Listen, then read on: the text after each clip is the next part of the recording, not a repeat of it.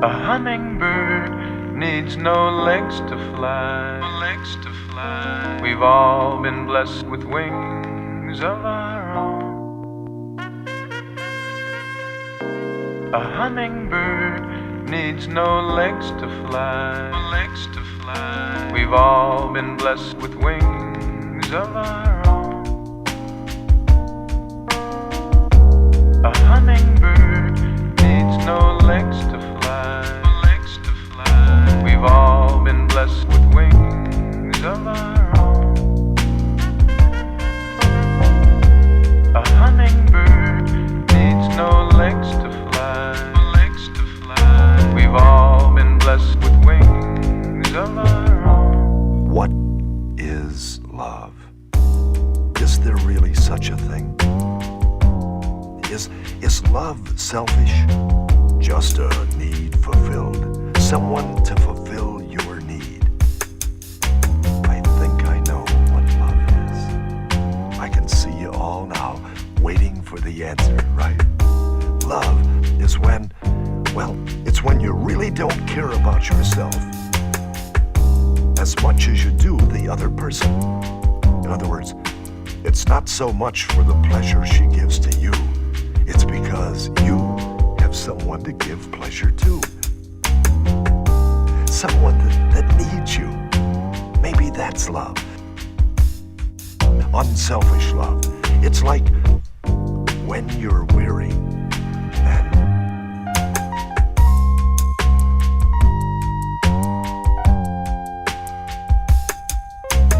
the Black Magic Mayor of Harlem. Want y'all to welcome Brother Azariah, all complete people call him Azariah. Give him a round of applause. Give him a round of applause. Give it up for King Simon. Let's promote in New York City. King Simon.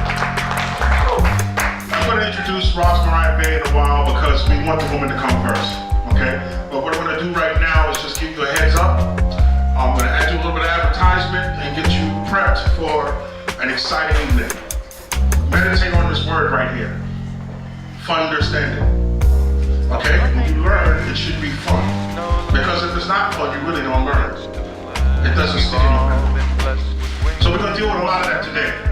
We're going to spin chakras. We'll get volunteers. We're going to spin chakras. And we have to do rituals. Why? Because when I come back up, there is a major ritual that took place in our consciousness, in our imprinting. And it had to do with Jason Collins. Okay? And a lot of people miss this, but it was a serious homosexual ritual that took place with Jason Collins. I don't know if anybody was watching this stuff. Now they did it with Magic Johnson with the AIDS thing early on, which you don't, of course, you know you don't have no AIDS. You know, there's that told me he had AIDS is dead. So we're gonna get into that very heavily. what?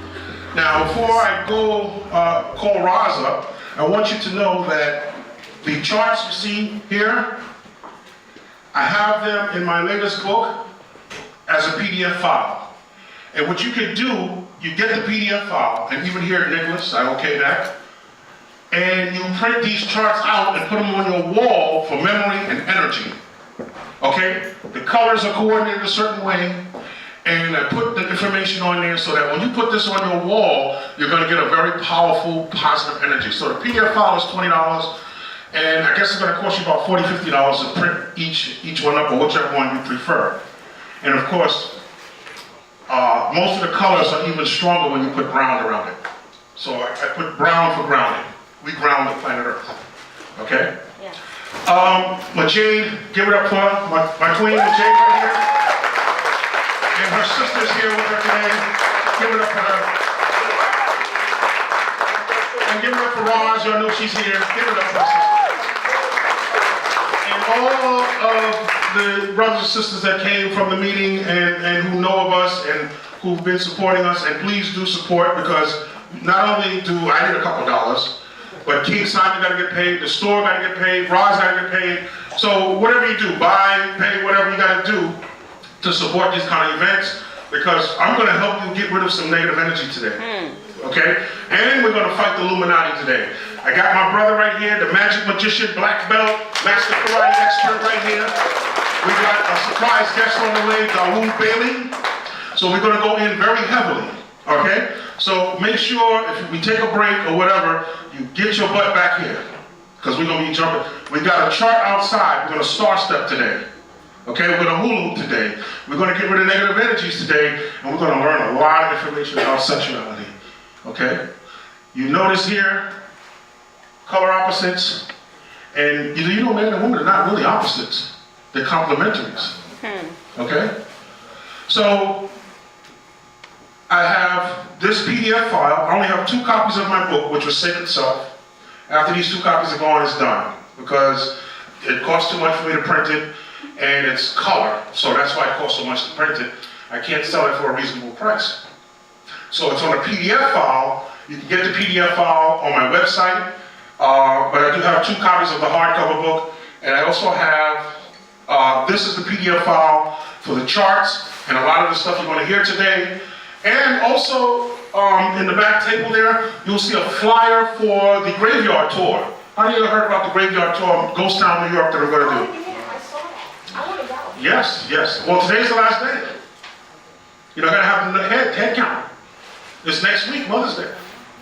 So you know, I started publicizing it in January. So, but there will be another tour.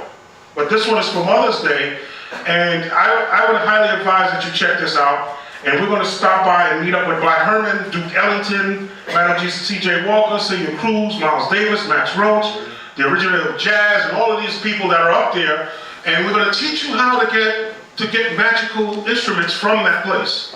How to obtain things that you could use in magic. You can't just walk in a graveyard and start picking up stuff. Okay?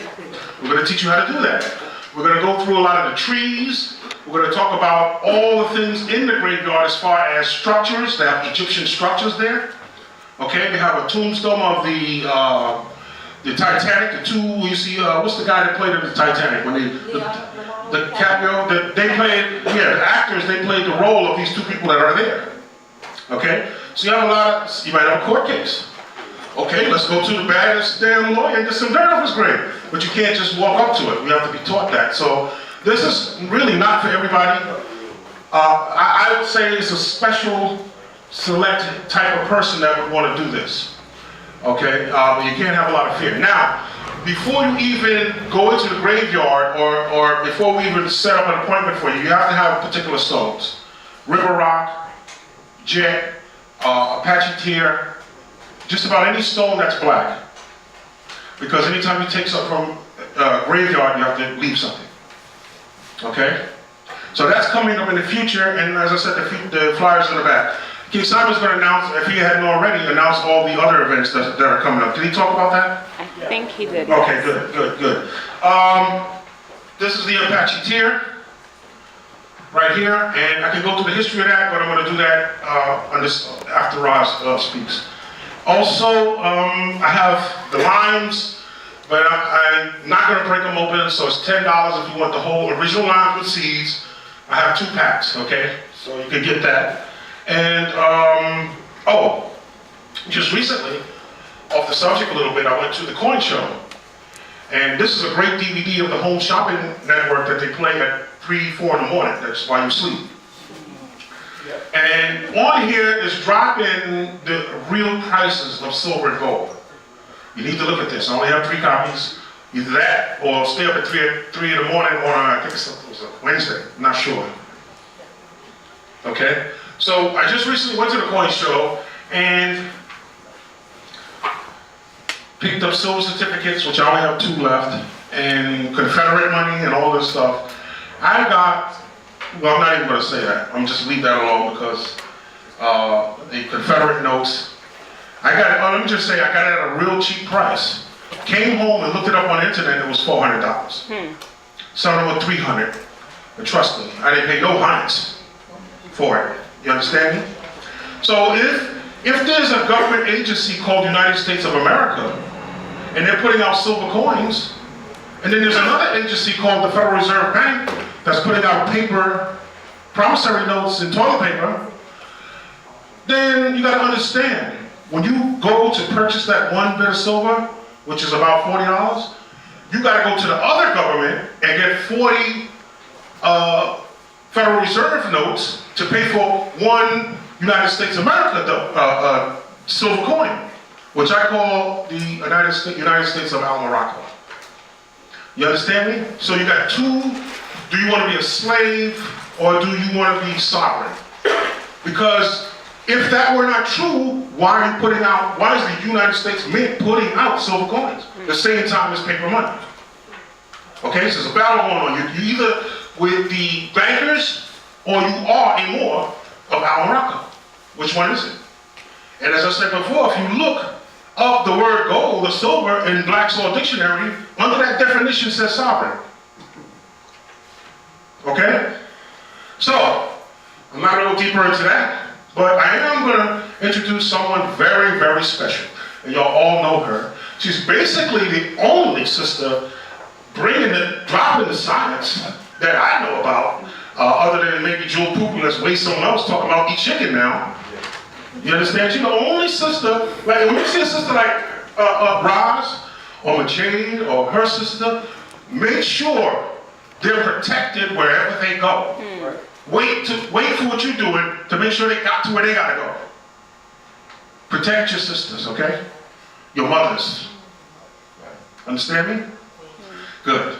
Get on your feet. Put your hands together for this sister, Roz.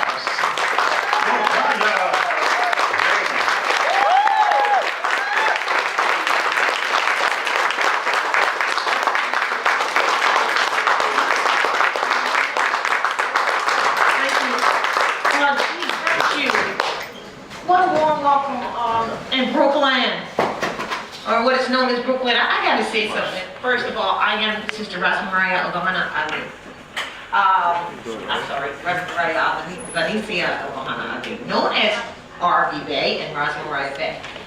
I say Islam, peace and love to all. I say Islam because I know what Islam is. It means I, self, love, and master. The five-pointed star, manifestation of all law into the flesh, and guess who that is? That's you. So being master of self is what it means when you say Islam. And I know we strive towards that. What I would like to do though, I want to try something. I say Islam. Some people say Hotep. Some people say hello. And those who don't know the polarity of hello and halo, depends on what it means, if you know what it means. You know, some people say, well, hell is love. Well, you might be saying halo, right? And then others say peace. Some say give thanks. Some say hallelujah, Eliyahu, or whatever. So on a count of three, I want everyone in the room to say whatever greeting they are normally used to saying that is comfortable with them. Can we do this? All right. 1, 2, 3. Islam. Oh, did I hear more Islam than anything? Whoa, that's great. Not that there's anything wrong with the hoteps or because it's all language, but that's what's up, you know, on nationality principles and being master of self. As the brother just said that, you know, he said the definition of gold was what? Sovereignty. So I gotta say this. I ain't gonna get into the sex thing because I'm be surprised at what I'm gonna tell you. I'm gonna ask you some questions because I'm not doing this by myself. I get shot down. Sometimes try to, but but listen to this because I know we go out on all these things. Sovereignty is not something I think we all know that you can go right by. You know that, right? Sovereignty only comes with your claim of nationality. Anybody's claim of nationality. You cannot have sovereignty without nationality. And that's just the truth. If you don't know, you're gonna find out. It doesn't work that way. It does not stand on its own. So many people are finding that out because the name of the game is nationality. How many people heard about, which comes from your mother, you know, the one that sex thing, right? How many people know about, you're gonna find this funny, there's Europeans that wrote a brother because they thought that he was European because of their parent last name. And you know what? I didn't bring it with me, but I'll tell you about it. They bravely said, we gotta do something about Obama trying to put the nationality card out. You know that's what he's thinking, right?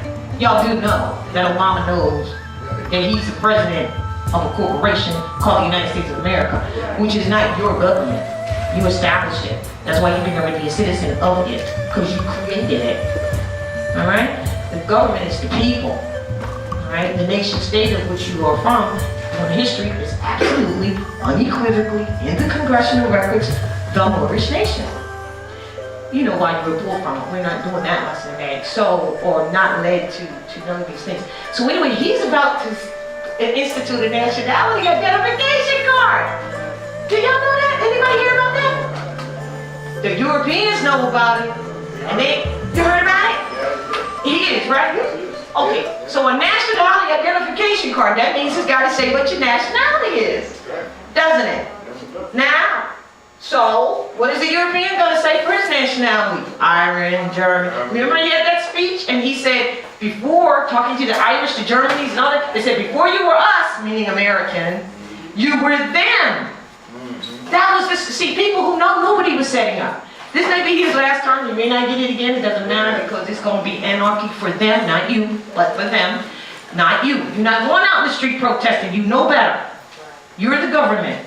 That's their anarchy that they have to have. All right, so now he's going to do that.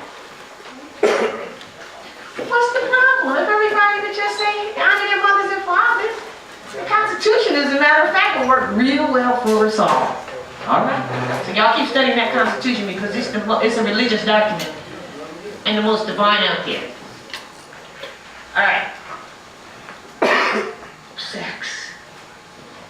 The reason why there's such a query over some of the things that I may say in reference to the sexual union is because I will tell my family that women and her womb can and does and will again produce as the self-produced child without the sexual intercourse and spark of the electric spark. And when that happens, usually the sisters get it and the brothers get a little uptight. They get uptight because they think they have no purpose. But let's really think about this for a moment. Let's clear the level. Let's level the floor. You know that you are not able to reproduce self. She is self-producing. You know that you don't have, you have a rudimentary womb, doesn't work. Can't feed nothing if you did, and if you did have one, you got a womb, you're a woman. What's the problem? We know that all species are identified by the female, not the male. You are, so I am man, and you are son of man. What a noble position. Why is it that we don't see the nobility of that? One of the reasons is because we do not know the power, the true power you have not even seen that woman have. You haven't even seen it yet. Why haven't you seen her power? Because she's suppressed. She's suppressed. What has suppressed her? Originally, religious dogma. That's why you haven't seen it, and that's why you rebuke this. Why is she not quite able to do that at this point right now? Not that she's not able, but she's not able. Potentially she's capable, but she's not able physically, mentally, spiritually, wrong foods, all this stuff that we're getting into, and lack of knowledge, and she's suppressed. And she is the fall of humanity. I can say to you that she is the fall of humanity. Therefore, all of this stuff is her fault, and brothers still get upset. That's some serious stuff right there. Because if everybody comes through this womb, and therefore you brothers too, son, your first school womb is she. Respect that. Like the brother said. So if everybody comes to that and she's fallen and out of place, this, you should be concerned about that. About uplifting fallen humanity. Alright? So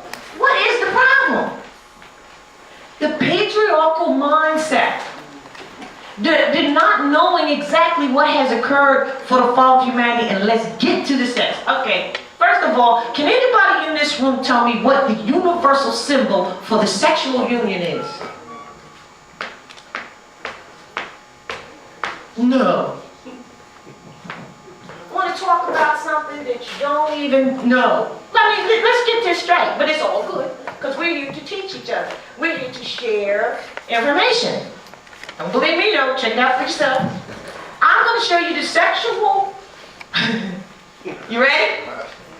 You're going to say, what? Look at that. Talk about sex, baby. And don't even know what the symbol is. All right? The universal symbol for the sexual union. Because I'm going to lead us straight to astrology. What'd you say? Come on, give me what you think. The cross. Say that again? The cross with the circle. The cross with the circle, that's the mundane cross. That's the cross. The cross with the circle is the four cardinal points, the seasons, etc. like that. Somebody said the ankh. Well, the ankh is the womb. It's the womb, yes. Who said exile? Let's go. You got that right. This is the symbol for the perfect union. In fact, I'll let you put a dot in the middle. The perfect union of sexual union. This is your Trinity and mine together. So when we get to how does this thing work in astrology, well, if there are missing, if the elements are not complementary as stated, and you know, like this thing about opposites, it's polar reflections. Like people don't like that word. Oh, that's not opposite. No, it's a polar reflection. There are complementary energies, because that's what sex is all about. Your relationship that you're having, whether it's good or bad, is because you may not be acknowledging the elemental energies. Can I give an example? I know some of you probably have heard this. All right, what's your sign? Sun sign, that is, because I know there's 3 parts. There's really 9 parts, but you know, are you a water sign or earth sign or air? You're an air sign. All right. I'm going to give an example. Who's a water sign? I'll give an example of air too. Okay, water. If she had a mate that was a fire sign, fire element, right? Do you think that would work out very well? You start there. You must start there. Because those are the elements, elementary school, to learn the elements. Of course, they send our children to the elementary schools to learn some other crap, you know, that has nothing to do with sciences, culture, none of that, not yours. Because remember, you're ancient man, they're modern. They can't teach you anything anyway, you taught them everything. However, because we fell, let's keep going back, let's get it back. And the reason I keep saying this, and I keep going back to that, because women birth all children. Women make you. Who made you? You say Allah. Allah is feminine. That's your mother. Now I know a lot of brothers be talking about Allah as if that came from. No, Allah is arm, leg, arm, head, manifestation of you, which is spiritual in the physical. Let me go here because I don't want anyone to get confused about what I'm saying about sex, because what I'm going to say is, if you really think that your highest, you know, that orgasm you get, the cosmos gives you is orgasmic. If the only, now the sexual energy is absolutely the most strongest energy here to create. But what are you creating? If you're getting together with other, because you know it's about cosmic love really, because that's where sensuality comes from. See, sensuality is the ability to recognize love as an energy and cosmically. And to be truthful, women are very sensual, and most men can't do that because it takes intimacy and caring, which means you must be vulnerable and able to suffer humility in order to get to the point where you can actually deal with a sister and her sensuality. Woo. That's just the truth. Now there's ways and mechanisms for you to get there, and I'm going to share with you today some signs so you can recognize whether that actually fits you, because I'm sure it does, because you are not made that way. That's why she is awesome to you. And that is also why you often like to control her, because she has that power that goes beyond that physical power that you kind of can't really get with. So if you can't really get with and your nature is to dominate, then you begin dominating. And sometimes the motivators for that can be jealousy, envy, the fact that you have some past experience and you're already emotionally damaged yourself. Now, when I'm saying this stuff, I'm not saying this to put you down. I'm saying this to bring you back up, because you've got to get there if you really want that sensual love. Because women do not need, listen, they did a test. How many orgasms in an hour could a woman have compared to a man? It was 17 that you could have to 140. Let's not even talk about no equality. Don't even try to make it competitive, because it's not. There is no competition between the male. The male, I'm going to say male, meaning the son of man, because I'm man, you're son of man. We got that? That's some basics that we can get straight. I am man, and every woman in here is man. Why? Here's a lot. If I were to see anyone here to come up on a board and draw a picture of man, and they came up here, and they drew a picture, and that picture didn't have breasts, and didn't have a womb, they didn't draw a picture of man. Because she is 100% of the DNA, meaning the X, symbolized by the what? X. What is that? 100% of the DNA. Am I right or wrong? Are you with me? And he is the Y. I don't know, even individual symbolism, it shows that he's missing something. I mean, all right, see, but I'm not saying this to put him down. I'm saying this to bring us back up. Because if we don't get this and accept this, we're in trouble. We will continue to disrespect women, and the only highest thing that you think you can attain is that quickness, because you know you ejaculate pretty quickly, and that quickness of that orgasm that is only on the physical plane. And let me tell you, don't you want something more? Because we can get the orgasm from cosmic and from ourselves all the time. Anytime. I've heard some brothers say something about women shouldn't wear pants because when they sit in the chair, their clitoris rubs, your thing hangs out. What the heck is that? These are the kind of things, and what is it? It is nothing but what? So, but these are the things they'll tell you, sisters, because they're ashamed of your sexuality. And that they don't have it like that. So, now I'm not saying that there are not some sisters that are, come on. Sex is so powerful, it can be destructive. But if you know how to use it, not like the sister did the poem right there. She started off. You cannot satisfy her if you're not mentally able to have sex with her. She had mental sex with you before you got there.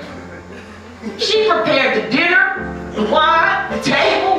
She was having sex with you then. Am I right, sis? It's mental for us because man is mind. Let's get it straight so we can all get where we need to be. So if the only thing that you really, son, think that is the achievement for you is that quick ejaculation, which can happen real quick because a sister can come up in and she can do a jig, do a dance, she can do some things, and you can't help it. It's the truth. Is it the truth? Is it the truth? Well, then let's tell the truth. So what do you do but try to harness that energy that she has? That's the problem. But in order for you to get with it, you gotta become more caring, intimate, mental. Because they don't say man is mine, right? And all the brothers want is an ejaculation. That's some limited stuff. And you know what happens? Because the sister can get her thing without having that and still reach the cosmic orgasm, it's a problem for you. Well, you need to, come up to the plate. But you got to be able to be vulnerable.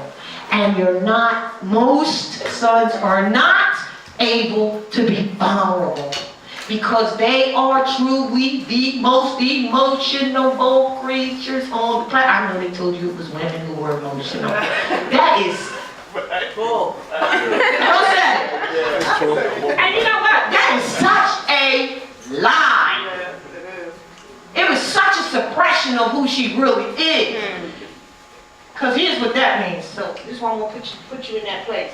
One, y'all may have read this. It comes from Delmar DeVeris, from William Cooper, the Pale Horse, about the truth.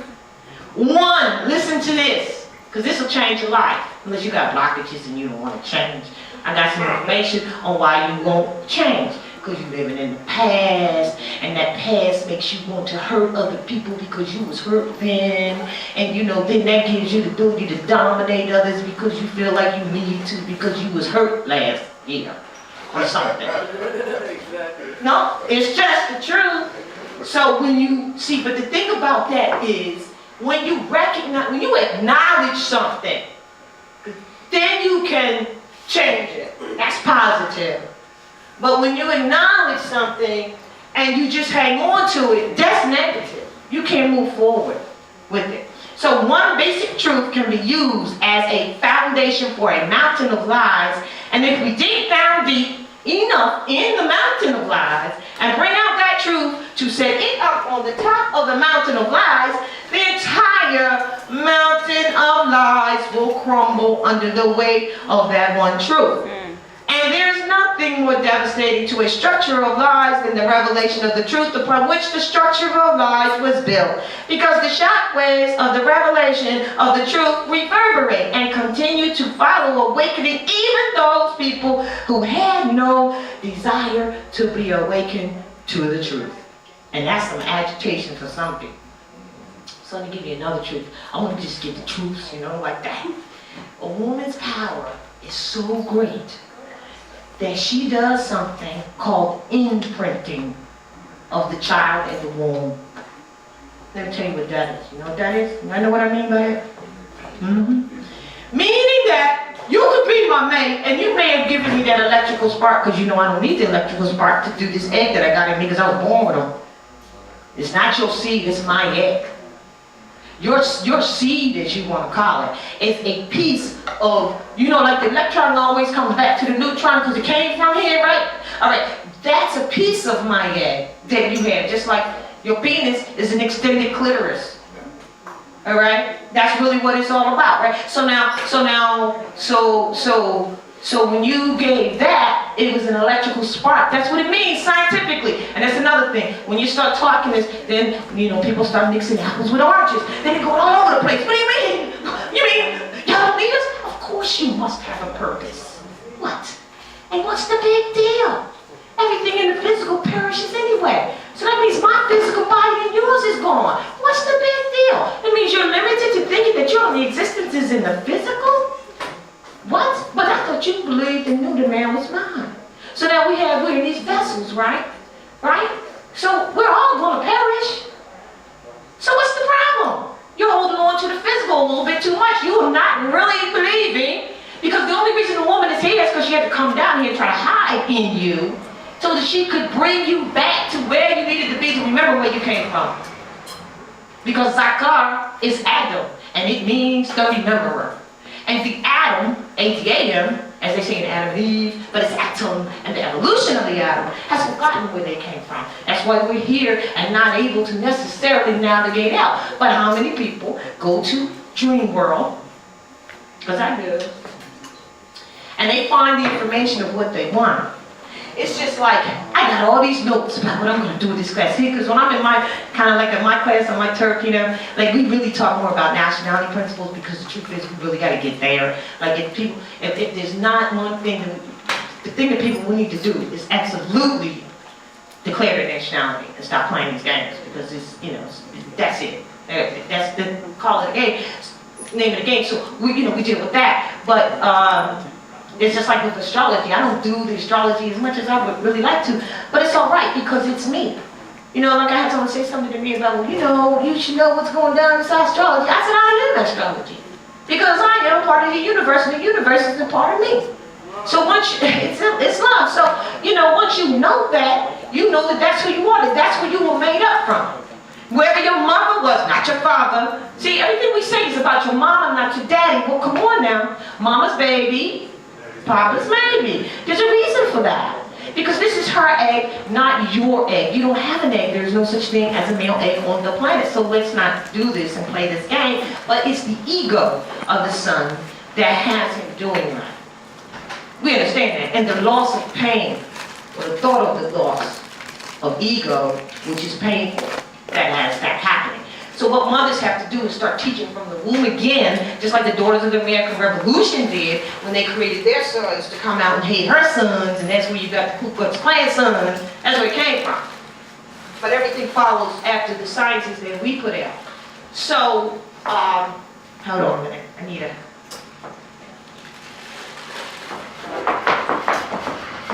All right. No, this is perfect. You know, women are also adaptive. Resourceful. Right. You know, if we have to pick up a hammer and use it with the nail, we will. What's the big deal? We taught y'all how to fight. Don't you know where you came from? Do you remember the Amazon women? Huh? They called the amazing women. They will kick your assets. For real. For real. Stop playing as if you don't know that. Why? To dominate what? The physical? For what? It perishes. It perishes. If this is your only foe, if you think that this is it, you gotta control this right here. This is physical pain. They don't go nowhere but here to here. You're never gonna get there. That's right. You're gonna come right back. Now I believe, sons, that this is why Prophet Azariah said in his divine writings and wondrous work that we definitely are, because it's on point. Upon review and study, you will find it to be true as well. That in one of your statements, the little girl, the daughter goes out, runs out to the store, and she comes back, and she says, "Mommy, guess what?" She says, "Yes, daughter." Imagine it, you don't want to play. "I saw a man today." Because y'all ain't gonna be here if y'all don't get yourself straight. What do I mean by that? I don't mean that you gotta get yourself straight and we don't. Because I'm gonna say the same thing to the sisters. We have to get it straight. We have to know what our power is. As I was stating earlier, our power, the true power of woman, we ain't even seen it. It was normal stuff. That's why we fell in the first place, yielding our strength, yielding our energy against each other, which we still do right now. You know, it's just the truth. You know what I mean? That's why we fell. So now, the imprinting is, I'm with you. Maybe I'm obligated because, you know, the marriage is the mine. Is no marriage license. And we maybe have sex and you might have sparked the egg. But guess what? I was thinking about him the whole time I was pregnant. So guess what? The baby came out looking like him. I know some sister said,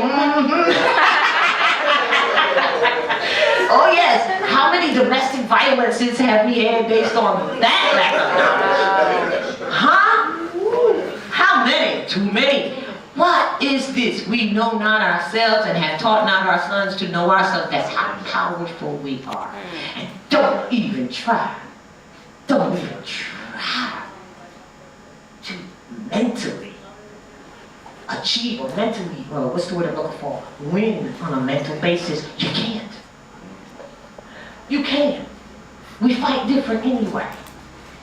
We do. But on a mental level, here's another part. Here it comes. This is where we have a problem too, because I had a brother tell me, well, you know what it is, see, what it really is, is that the real being, the first being was the androgynous one, right? Now when you think androgynous, please do not think of somebody who has a penis and breast and a vagina. That is not what it means by that. However, if that were to manifest in the flesh, they would call it a hermaphrodite, which is really because what this is, if I'm man and you're son of man, then all you are is a gradient of man. You just don't have those other things, you don't have a whole DNA, that's all. And so then I want to cover and get into, what you call gay.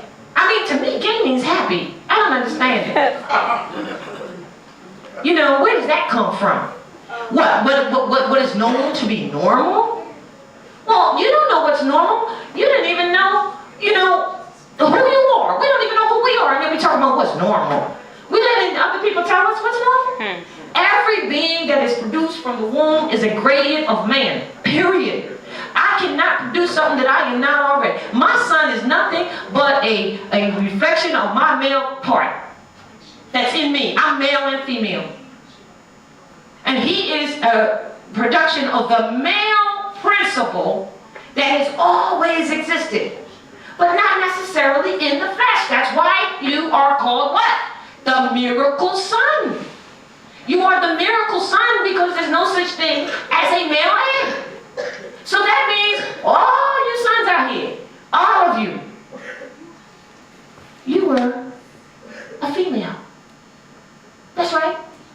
And you were transmutated in the womb into the male specimen of the being. What do you think about that?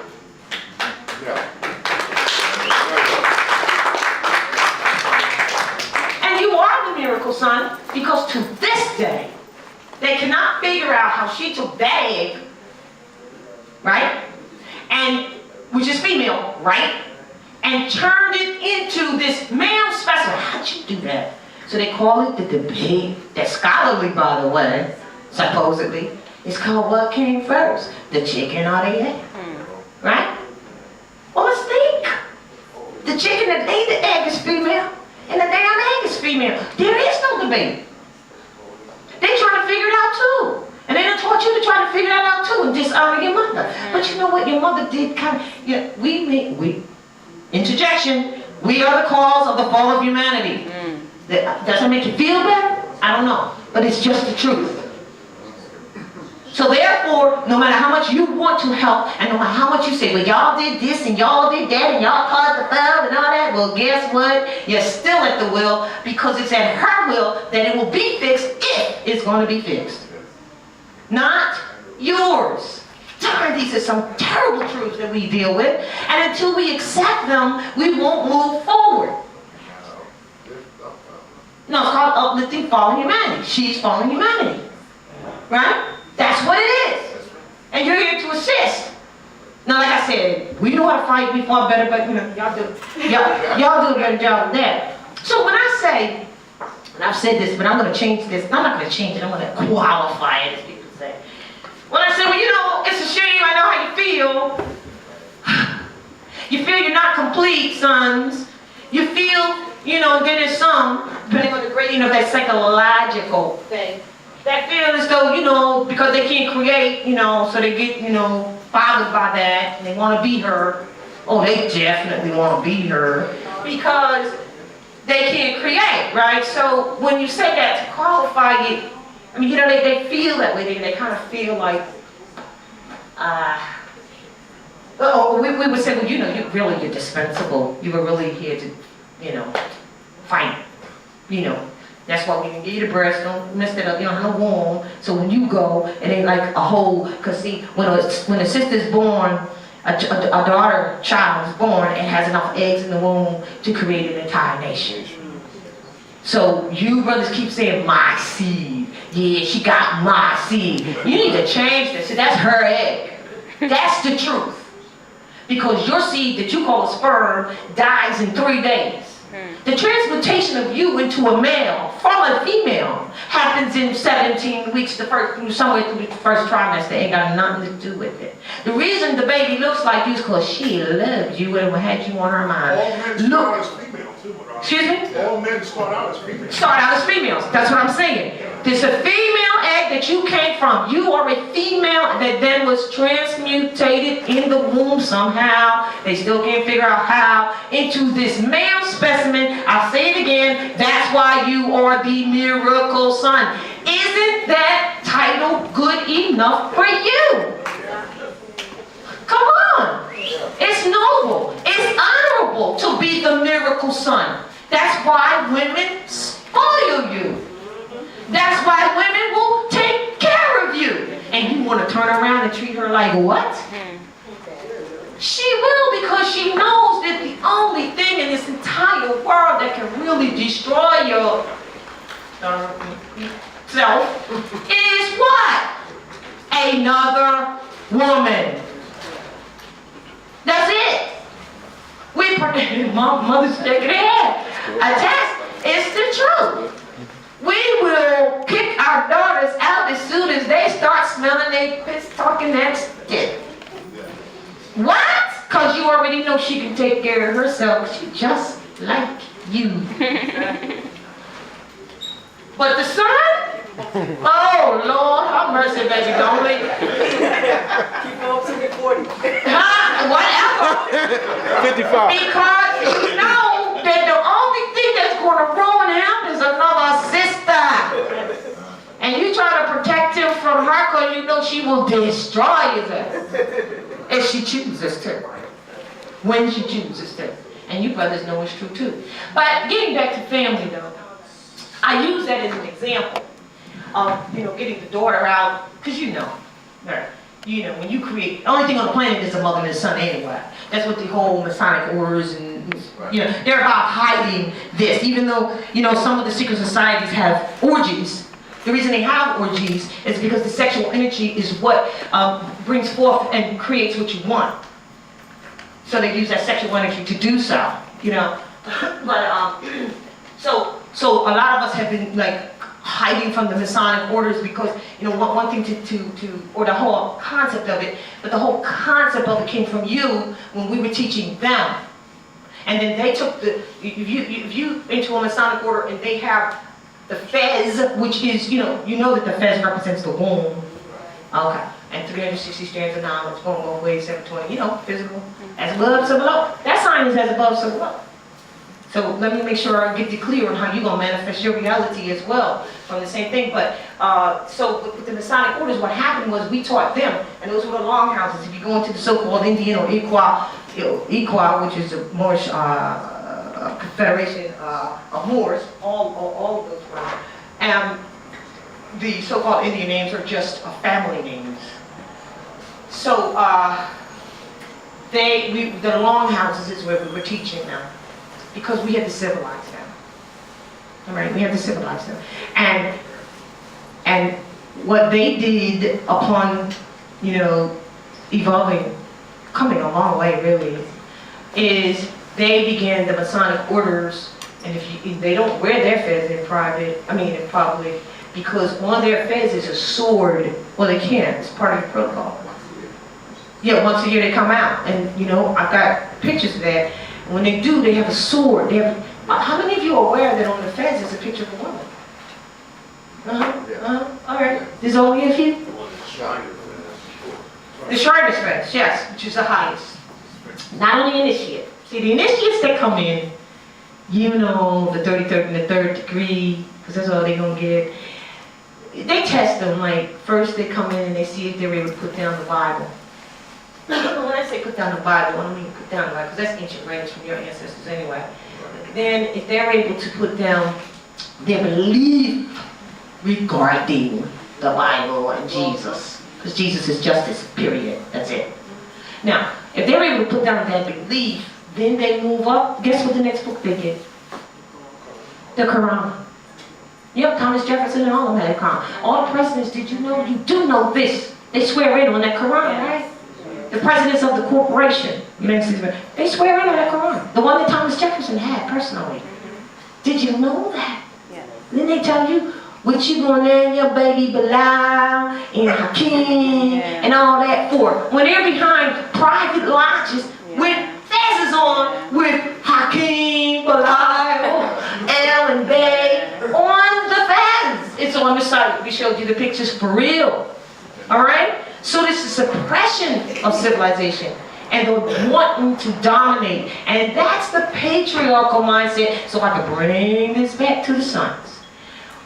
The only reason a lot of you have a patriot, may have, because I know there's exceptions, a patriarchal mindset, which is to suppress the woman, is because that's what was given to you by her, your mother. Because she supports the institutions that actually, are her degradation without even knowing it. How about that? So I want to say, because I don't know how much time I have, but I think I need to get ready to close out. Well, I want to do this. Oh, wait, let me do this. Just to back up what I just said, and we can move on to something that I want to share, because I have a book called The 7 Principles of Love. Anybody have that book? Oh, you do. Self-help book. It's like a self-help book, right? I'm going to share something with you in there that'll help us raise from one place to another. Oh, and let me just say this one thing. I was on the Know the Ledge radio the other night last week, and who was listening? Front seat too, huh? It was just getting ready to get good, wasn't it? And they cut it off, boy. They monitoring the airways now, I tell you. I'm good, I'm glad you're here. Because I just wanted to say something to pick up where that left off. Because it was just getting ready to get good. That reminds me too of a very important thing that is my proof of the fact that women produce without this sperm entering into a sacred womb. Not that there's anything necessarily wrong with that, I'm just saying, it happens. Although I will say this, if there's a sister, be it that she's had sex and then stopped having sex, because women stop having sex with males much quicker, especially as they get older, and they don't have no problem. Matter of fact, they find that their entire kundalini raises, and that their vibration, their energies, their intuitiveness actually is heightened, which is why as soon as you get older, after you've had the children, they call you going through menopause, which means men are paused. You're not making them anymore. And then they say, take this pill and take that pill. Why? Because then she will not reach her highest attainment in the physical world and connected with the spiritual, or even the semi-spiritual. Because she's taking these drugs to take away that energy, that sexual energy that she would be giving out is within there. And it raises her. And she's much more, and she's all right without sex, because she might even have sex with, I don't want to get into sexual preferences, but let's just put it out there. And some women don't have sex, never did have sex with the male, they felt that way. Because the truth of the matter is that we as the mothers of civilization never really had sex with our sons. Now there's another, where's the ching ching, where's the sound at? Because all men do is try to control women's power. Even when they try to do researches on it, it's always some little twist to try to control you and your power. Because they've been under the patriarchy, but it's not their fault. It is yours. It is the woman's fault. So anyway, we were saying that the fibroid tumors that are created in women today, of which a lot of women are having a lot more of them, aren't they? Oh, you want? Okay. And they keep coming back, don't they? And they keep doing these operations and trying to remove them, and they just keep coming back, don't they? That's you self-attempting and self-production of your egg.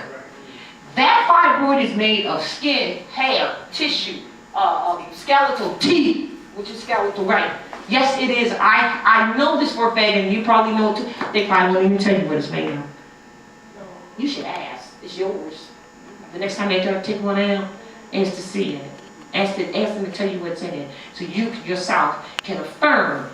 Because I'm going to tell you what it is you attempting to have your own baby from the eggs that are in you.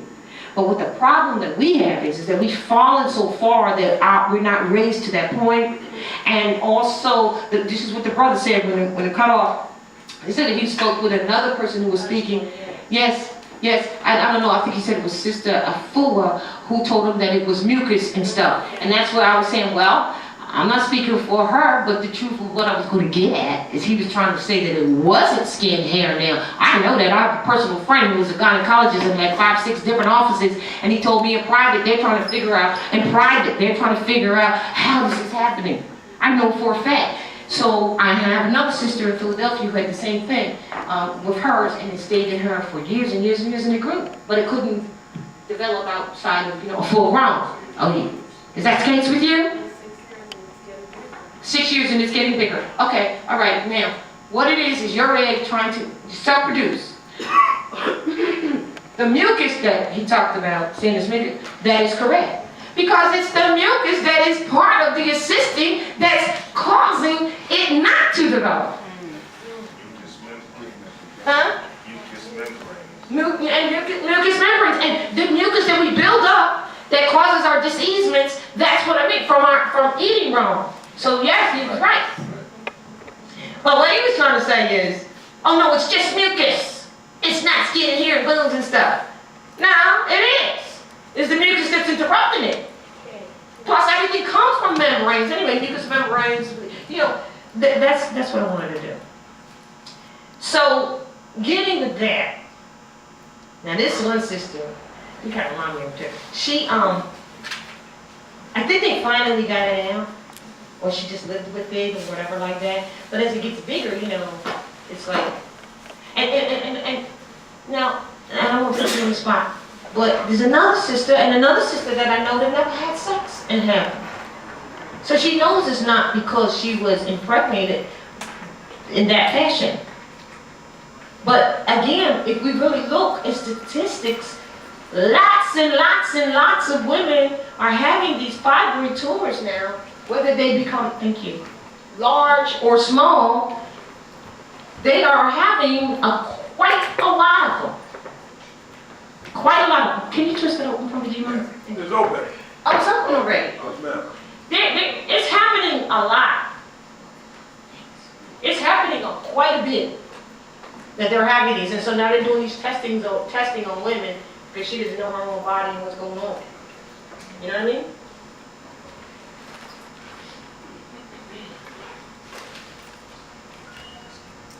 There's a science strip.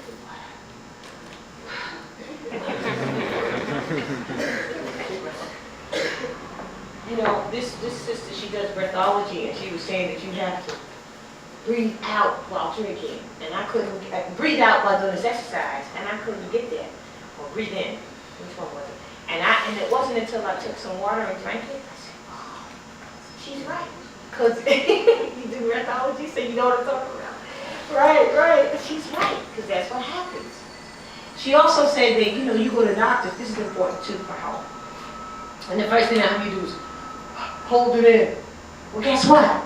You want to breathe it out. So that's why they say take deep breath or breathe out when you get excited or whatever like that. If you sit and you just breathe out, you actually get rid of toxins. When you go to sleep at night, your body is an incinerator. And it's actually burning the toxins. And through your breathing, that's why when people have snoring and regular breathing, it affects their health. And another thing, circulation is everything. I have a inversion table, and I know, like, I fall asleep sitting at the chair, and I'm telling myself I'm at the computer chair, I'm just gonna do this one thing, and then I'm gonna go get in the bed. And the next thing I know, I wake up right there, with my finger on the computer. That's what I do. Not healthy, because it started bothering my neck because I was falling asleep wrong, But I have an inversion table, so just because I can cheat and get on that inversion table and hang upside down and fix it right away, doesn't mean I should keep abusing that.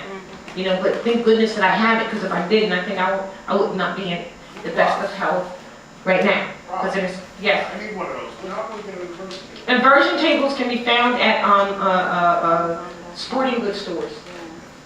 Like Dick's or, those kind of places. Or you might want to go on the internet. Now, the one I have, it was only 125 notes. But you could get some for, now that everybody's getting them, I'm going to tell you right now, the price is going up. Because what? I need one that can hold a lot of weight. Well, yes indeed, yes. And they have some that actually has, I didn't get that one. The one that has, well, actually it was a gift to me. But they have one that has, where it can massage your back. Electrical massage or something like that. It's a heat, I think it's heat. But I didn't want to get that because even though you can hang upside down or flat, perfectly right, or in any angle that's comfortable to you. What it actually does, which is what the healing part of it takes all the weight off of the spine. And if it takes all the weight off of the spine, because if you have weight on your spine, it presses, and each spine is connected to a body organ. And so when you start having problems with certain body organs, and also your teeth expresses that too, you know that it's because there's something pressing on the spine here, or same with the teeth. So if you get that weight off of it, and then when you come off of it, it's like, it's euphoric. Yeah. Another orgasm. I said it's euphoric when you come off of the inversion table. It's another orgasm. Definitely. Here's the deal. For maintenance, this is what makes it so beautiful. For maintenance, you can just get on that thing for 2 minutes a day. That's right. You're really good. 2 or 3 minutes. You don't have to stay on it long. Because you just want to get the weight off, but it depends, of course, if you have issues. You know what I'm saying? But here's the deal too. When you first get on it and you turn upside down or in some angle, the minimum 45, you automatically know where the problems in your body are because you'll start feeling the stress there. You'll start feeling it yourself right in that area. All right? It's good. Yeah, I use my chair. Yeah. Does it invert backwards to 45 degrees? Lean over. Oh, you lean over to get the same effect. You might want to get the table.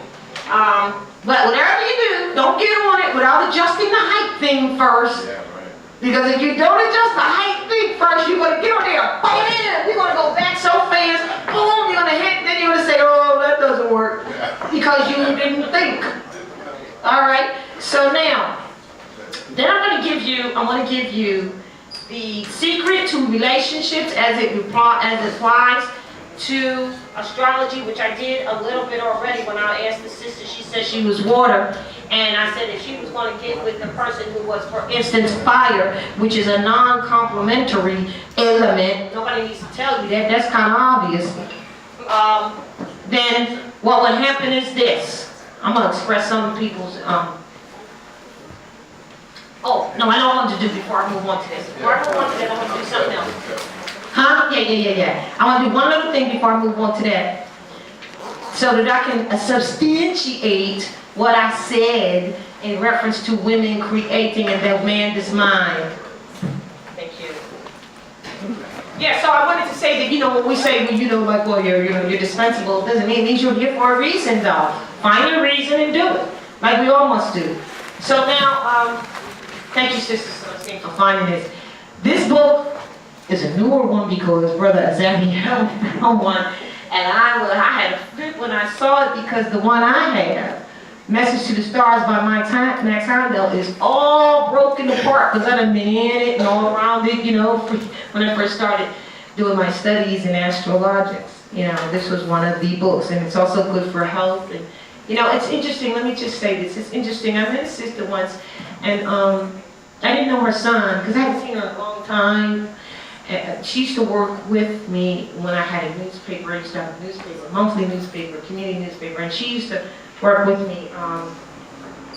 And then I saw her years later, and she asked me to read her son's chart.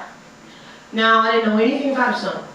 I just was taking this book and reading and about health parts.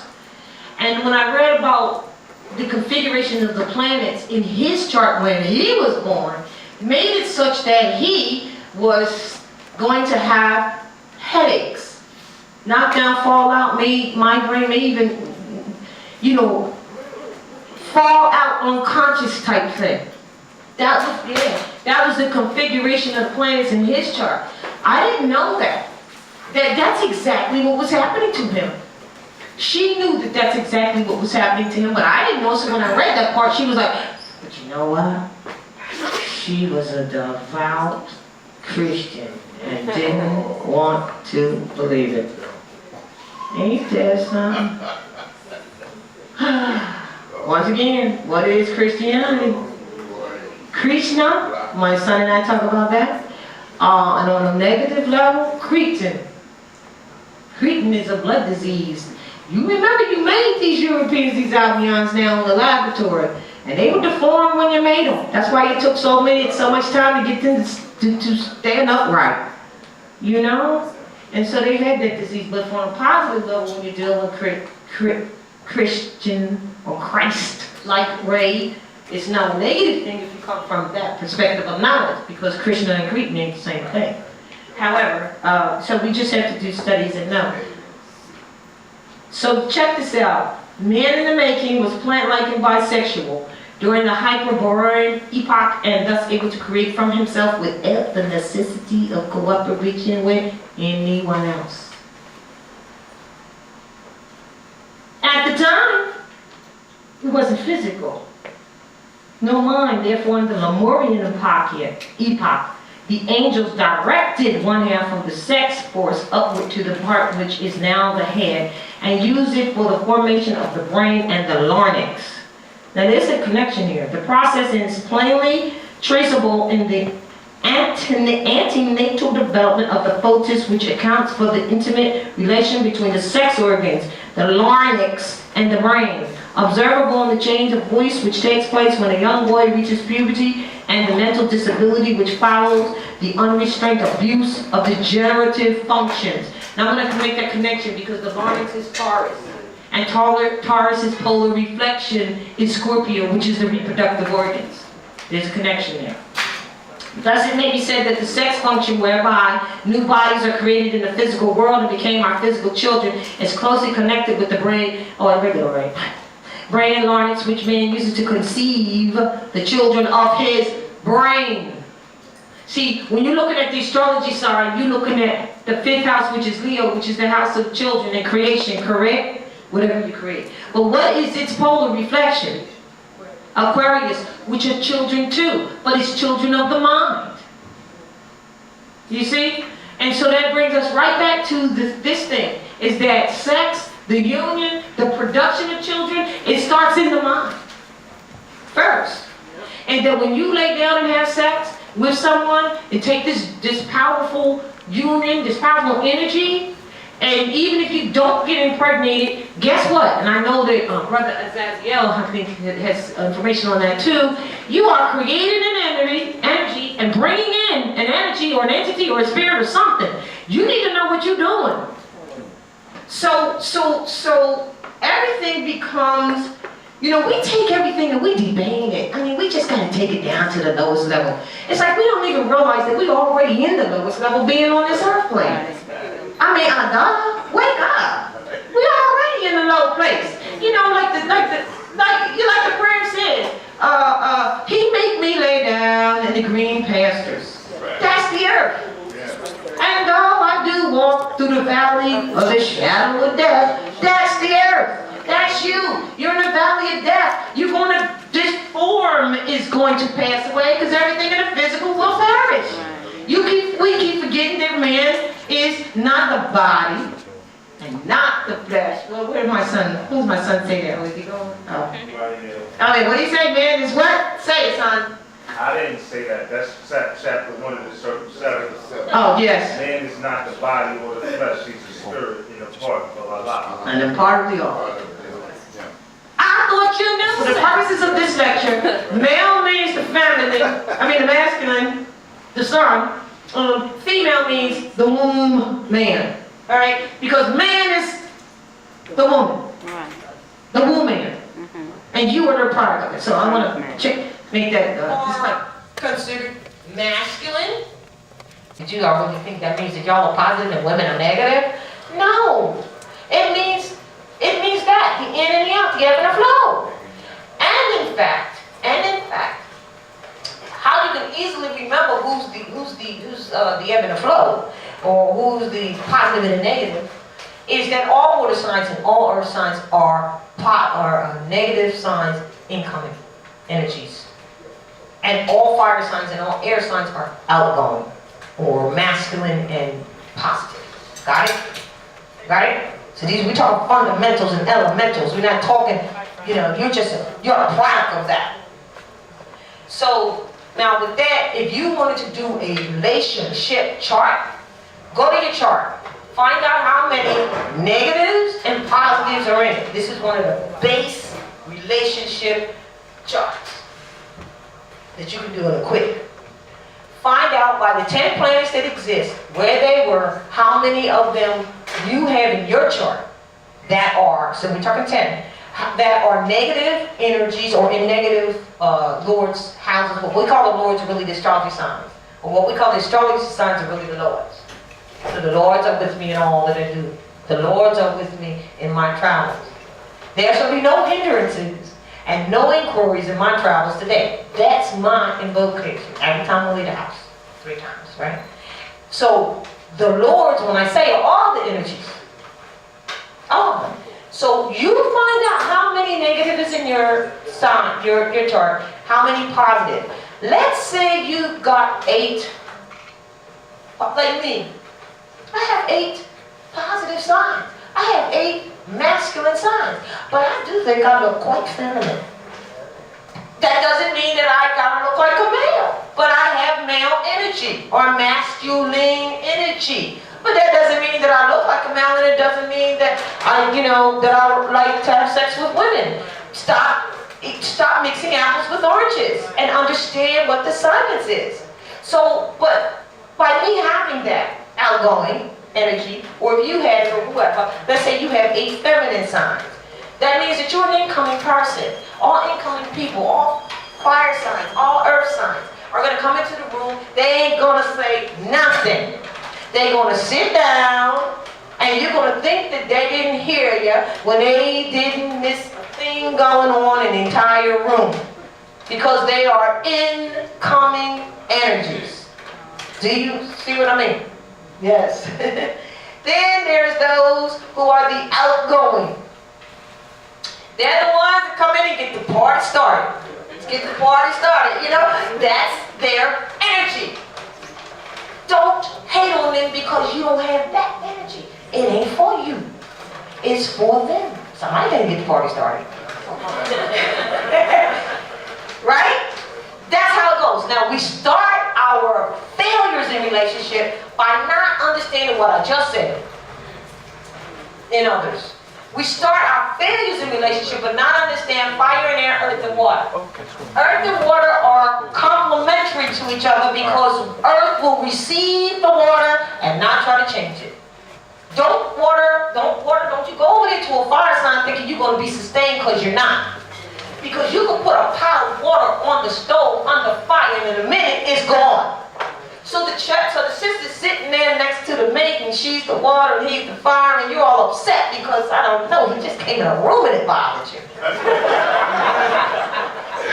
And then he's saying, well, what did I do? I don't know what I did. You understand? You understand what I'm saying? That's what's happening, because you're water and his fire.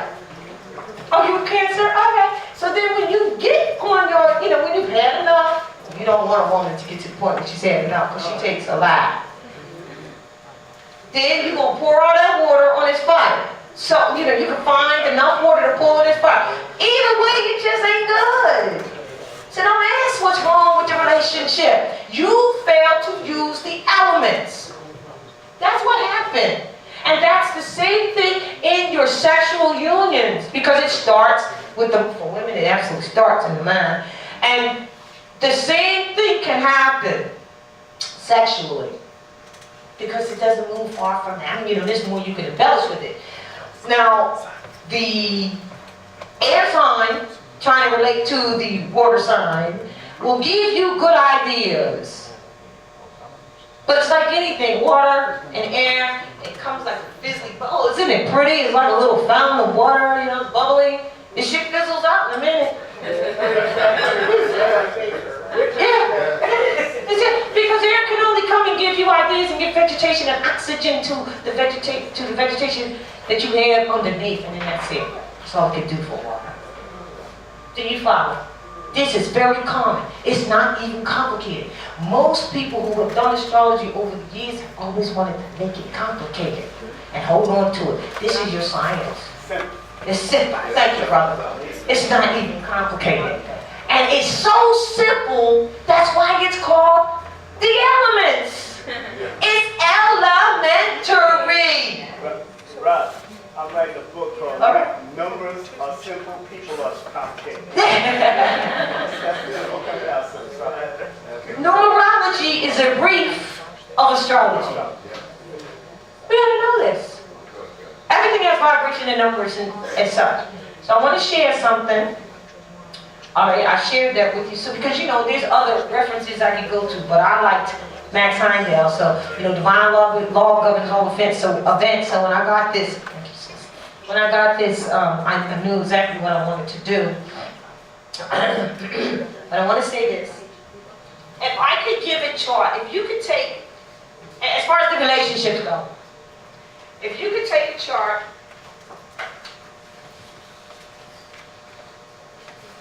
and you could understand what we just said. I'm going to write this on the board, and this is all that I really need to express because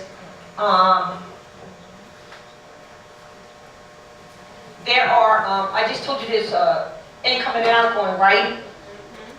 And then there are initiating energies, fixed energies that stabilize, you know, they're fixed, they supervise that energy. And then there's mutating of that same energy to change it out to another direction or somewhere else.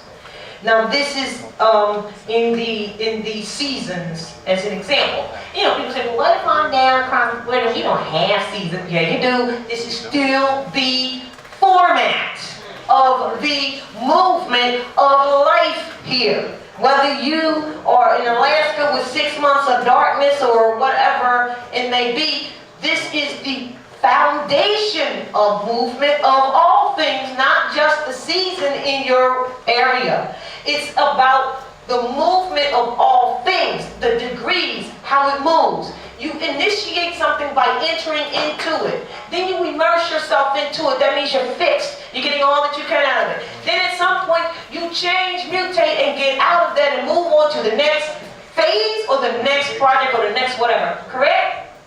Because you got to come in, you got to get immersed in, and then you got to get out. All right. That's a principle.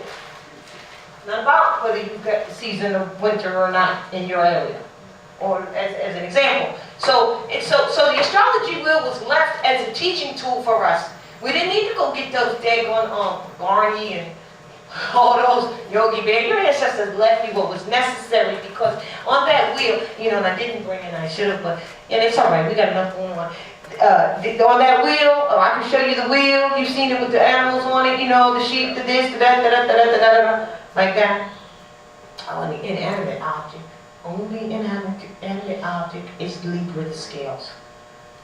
Absolute justice, it doesn't matter. It's the balance. It's not personal, it's not nothing. It's just the balance. Is you ain't. Because the first 6 is how your mother made you. And then the next 6, which your personal houses, the next 6 is what you look like out in the social, what you put out in the social, which starts at the 7, which is the social, because now your self is going out to society to meet some other self and to join in with them. How'd your mama make you? Because they always say, did your mama teach you nothing? You don't hear them saying, did your daddy teach you nothing? Did your mama teach you nothing? Because she's the first teacher. So now, we've got fire signs, correct? 4 elements. I just, you know, because if you remember 6 signs, you remember the other 6. The other 6. Aries. I'm going to put this pattern this way. And then I'm going to go, so I'll do it after. Leo. And then Sagittarius. Now I'm going to show you just how simple this is. Right? Now those are the 3 fire signs, correct?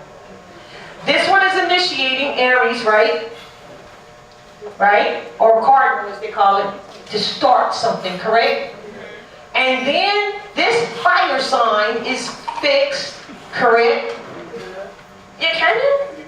Oh, well, gee, thanks. Yeah, boy, you want to get some energy going.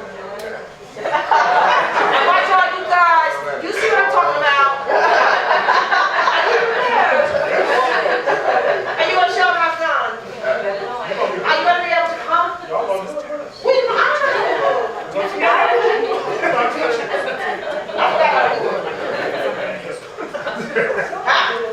Can you feel like you're doing it? No.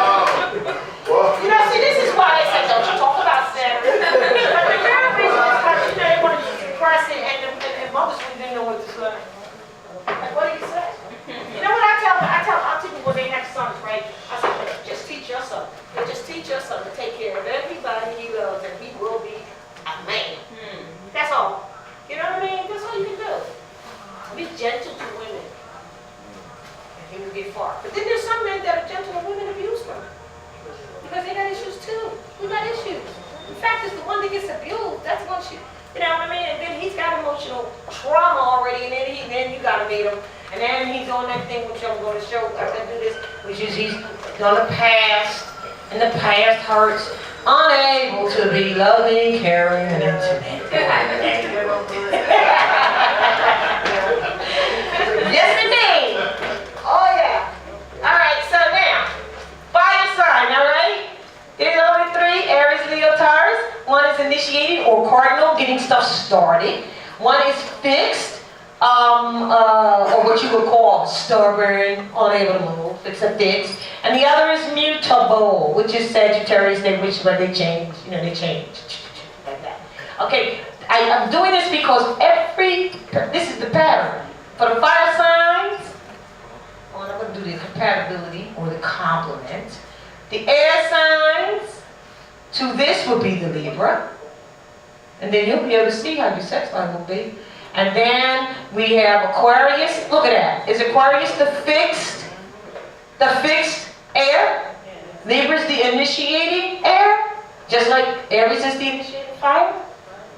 Yeah, I'll give you a pattern here. And then after that we have Gemini. Yeah. Hey, for the Gemini. Now check this out. Before I do the other two, look at that. Aries, polar reflection is Libra. Leo's polar reflection is Aquarius. And Sagittarius' polar reflection is Gemini. There's a pattern. So let's do the other one. Okay.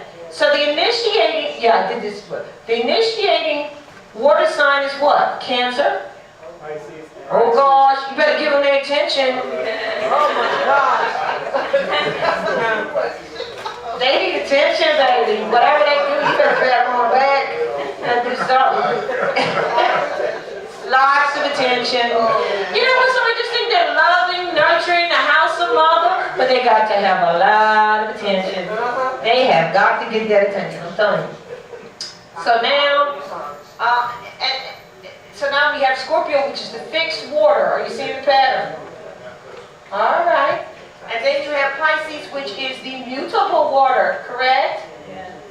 And then we have, last but not least, the earth. The earth. And you'll see what? I bet y'all can fill this out now because you can see the pattern. If I said that Aries is the reflection of Libra, then what's the reflection of Cancer? All right, is Capricorn an initiating sign? Cardinal? Yeah. Cardinal and initiate is the same thing. It means it begins something. It comes into, it begins the season, or it gets done. So then you have Capricorn. But you know what? You could look right away and see the relationship between the Capricorn and the Cancer. The Cancer needs attention, the Capricorn got to be in control. What do you think is happening in the sex life? Okay. So now, Scorpio and what? Taurus? Okay. Oh, this is where I want to talk about the Adam's apple. But look at this. Here's the Taurus, this glyph. That is the glyph of the... Because when the sexual reproduction start coming in, and they mentioned it in the book there, when it starts coming in, because sons don't have mammary glands, you know, that's also why they have a lot of hair in their chest too, because they need to enhance their that chakra point. But because they don't have mammary glands, what happens is the Adam's apple is formed, whereas we have other ways to excrete toxins and stuff like that. And then this also, when you know, let's say, look at that boy, he got a deep voice now, and he got an Adam's apple. That means his reproductive organs are ready too. He got hair down there and everything. Alright, so that's the sign. For us, you know, we get breasts. For them, they get an Adam's apple, connected to the reproductive system.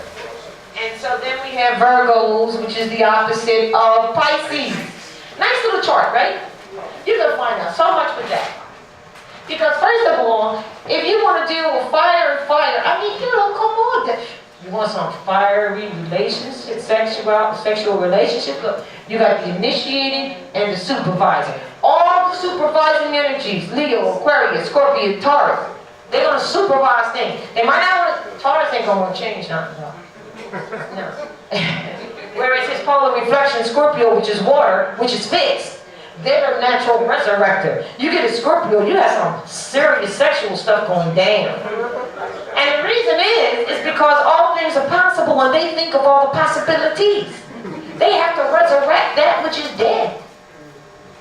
I mean, that's, people say, I mean, just not just sexually, but if people say that something cannot happen, it's a dead cause, get a scorpion on. They ain't dead cause no more. Am I right? Yes. Yes. That's what they do. Yes. Now, why is the Scorpion's relationship with a Virgo so cool? Because this is changing Earth, and that's fixed Earth. Changing Earth, and that's fixed water. Because first of all, I did this chart so you see the water and Earth is absolutely going to be compatible with each other in some way, shape, form, or fashion. So, whether it's initiating, fixed, or mutable, they're complementary from the door. So the Scorpion and the Virgo go well together because why? Because the Virgo is the analyzer that thinks of all the things that are possible to occur. They are natural analyzers, but they're very prudent though. But they're natural analyzers. They'll miss the bus still figuring out the possibilities.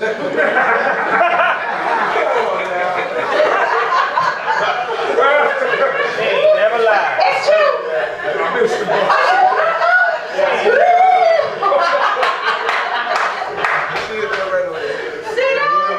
One side. That's the energy of a Virgo. So of course, if the Scorpion is the natural resurrector, he needs to have more information for the possibilities of how he can fix things. So Scorpios and Virgo have a natural relationship in that respect. And it doesn't have to be necessarily sexual, but that's just the way it goes. All right? And then, so now, wait, did I do them all? Okay, I did do them all. So this repeats itself. Initiating, fixed, mutable across the board. And then you can see who's going to be in control, who's going to want to be the supervisor. Like that. And then, as we go through, let's see, the Aries and the Libra. Okay, these are masculine, outgoing energies here, air and fire, right? But the Libra likes to please others. Because remember, the polarity between the Aries who's about self and the Libra who's about others, it already exists. And this is why, now this is interesting. This is why the downfall of the Libra, which is Venus, could be Mars. Because of his forceful energy, that relationship is not corrected. A person who has a chart that has Mars in that love area, will always succumb, or if it's a Venus, a Libra Aries thing, they'll always do it can cause you to just do some things that you didn't really want to do, maybe, or that you wish you hadn't done, or you find yourself, how the hell did I get in that relationship? Well, we sisters could tell some stories. How did I get in? And it's all because we really were trying to satisfy him. Turn the table. He's supposed to be satisfying you. That's why it's not working. All right? So now, so then you look at the way this chart is written. It gives you the polarities, the fire and air, of course, or gives you the fire and air as a complement. And let's get again clear on opposites. We don't like using the word opposite. It's a polar reflection. Here's what it really is. Whatever the energy is, your polar reflection that some people call opposite is the exact same energy on the other end of the stick. And the reason why the polarities are really best laid for each other is because it is the same energy, and if we knew how to meet in the middle and the balance, it would be perfect. But most of us, when I say to someone, your polarity is whatever your polarity, like what's yours? Because you're Cancer. Most people that I've run into have said, I've never been attracted to them. Is that really what you would say? Okay, well then you're more conscious of things. But most do. And if you should find that is you, that is because you don't like looking at yourself. Because man's business is about reflection. So So these are the polarities, and these are the modalities in terms of initiating fix. Now, Sagittarius, Gemini. Okay, Sagittarius and Gemini, and then water and earth. So you can look and see what happened with the Aries. And this would never work. These need too much attention. If the Aries and the Cancer were to get together, oh my goodness, not just that it's water and fire, and the Cancer would be burnt up by the fire of the Aries without even doing anything, but he needs all the, or she, whichever one it is, needs all the attention. And I mean, he's absolutely about self-satisfaction, and this one needs a lot of attention. That is probably one of the most disastrous.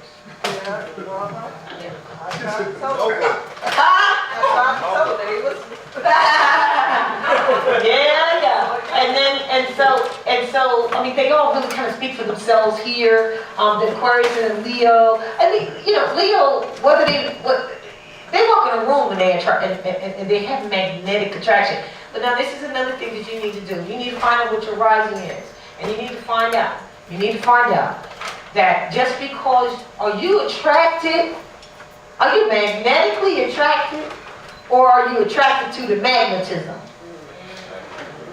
Well, I'm just saying, to another person that comes in that is nothing but energy. In other words, when you look at what your rising sign is, and someone comes in that is your rising sign, you're going to automatically be attracted to them, but it doesn't mean that's the one that's the mate for you. Can't you put a circle around your passions, describe your conduct, to figure that out so that you can have a better relationship? Or are you just going to everything you see that look good, you're going to just be aroused by it? It might not be what's right for you. You're only attracted to it because it is your rising sign. Ada? You got to know. But how do you do that? You have to know yourself. How do you get to know that? Try doing the chart. And going within, because it's already within. And then going without when you sleep at night and ask questions and let the ancestors answer them for you. Like that. So now, the Pisces, if you have a Pisces man, I'm going to tell you right now, the imagination is so great. I mean, they'll never satisfy you because they can't meet the imagination that they have. This imagination is way out there. So you got to know that about them. You got to know these things, And so the Pisces and the Virgo, the Virgo will probably say, oh, well, okay, I guess I could try that.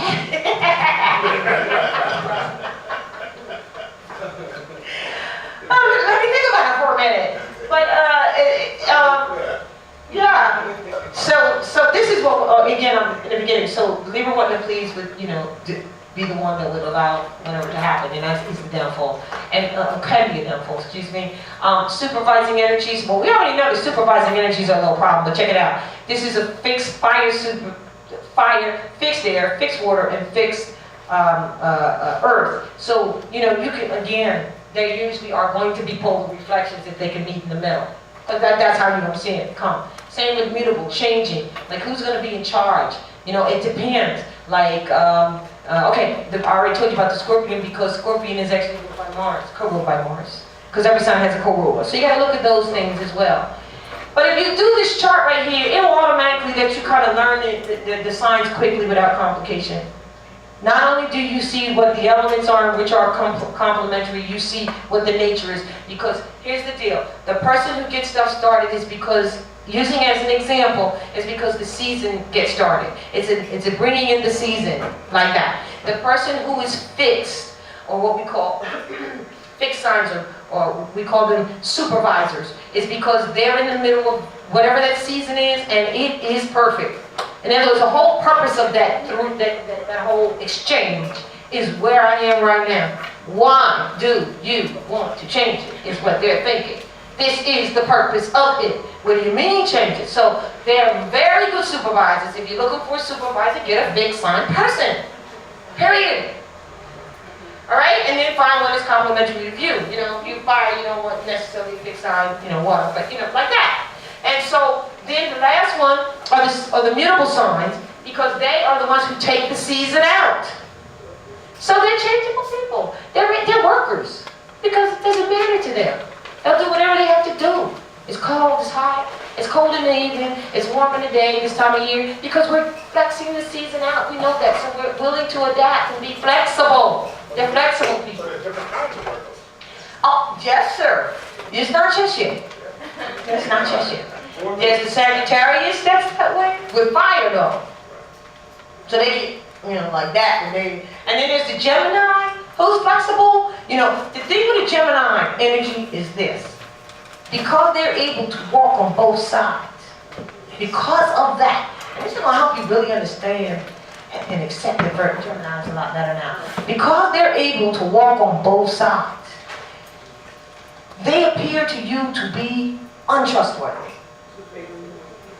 You don't know whether to trust them. First they said this and then they said that. But it's not true. They're just able to do that. They are able to walk on both sides and see both sides. Alright? See, now a Libra person is able to see both sides, but they're not walking on both sides. And they don't have to. They will decide which side they're going to be on, and that's that. Alright? But the Gemini can walk on both sides. And you can't trust them for that. The Virgo, you already know, they're sitting there still analyzing. But if I needed an analyzer, I'm going to go send me a Virgo. That's right. That's right. So know what these energies are, because you're manifested through them. And how you utilize them, in unison. And then you have the Pisces. Well, the Pisces person, oh my goodness. That Pisces person, which is beautiful, they would be like, they can be in front of the camera or behind the scene. They really like to be behind the scene. Right? Behind the scene, what's your choice, Pisces sister? It doesn't even matter, does it? Doesn't even matter. You know why? Because you already know that this isn't really real. This is just an illusion. Anyway, how you want to play it don't matter to you. Because it is an illusion. Because what is around you every day, and I'm going to close out. I'm going to just take a sip of water.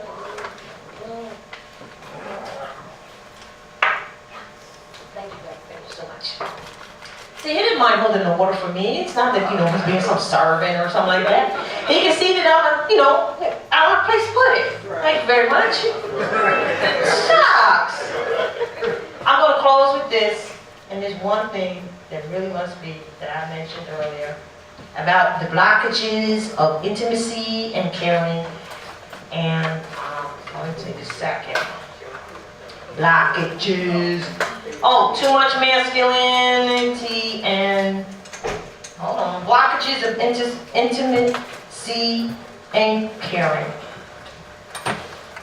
And, all right, I'm going to get that. Get the book, 7 Principles of Love, because a lot of this stuff is in there.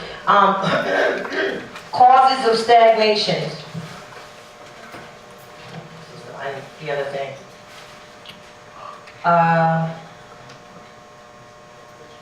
When one refuses to understand and appreciate things, it's because they have a misunderstanding of what love is. When they're being self-centered and they feel as though creation is just not good enough for them, it's because they hold themselves as not deserving. They think themselves are not deserving, are not good enough. When they want, I mentioned earlier, the past and the right to manipulate and hurt other people because of their past and they got hurt, That's why they do that. And they will be the people that you would recognize that just do not want to work for the future. They don't want to work for the future at all. They want to stay in the past with excuses. And they expect charity from everybody. Really. And they are the people who just have a fear of doing love. The fear of doing love. All right? Now, because love requires discipline and being impeccable. But if you don't want to ever grow up, children don't have to be impeccable. All right? And you must use your intellect and think. And in order to do that, you must have courage and commitment. And you must have patience and listen. And be willing to be what? Vulnerable. Which takes patience and learning. And that is giving. That is giving. Now, lastly.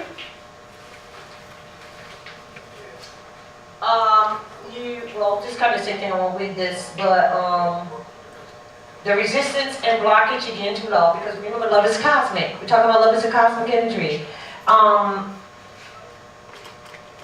Sometimes you have the fear of these words, intimacy, loving, and caring, because you just are just fearful. It's just naivete, unbiased action of fear. And that leads to you fearing the responsibility to love and to care and to be intimate, because you have a fear that means you're weak. You know, that if you're intimate and loving, it means you're weak, right? And therefore you fear that, as I said, impeccability, because that's impossible for you to reach impeccability, because you have truly a fear of growing up. And that's because you have a fear of losing your ego. And so you resist love, you want to dominate and control, because you refuse to create your own happiness. That's what I want to do. Your own happiness, and you want God to do it for you. Or somebody. You are afraid of being responsible of being loved, because you simply do not trust love.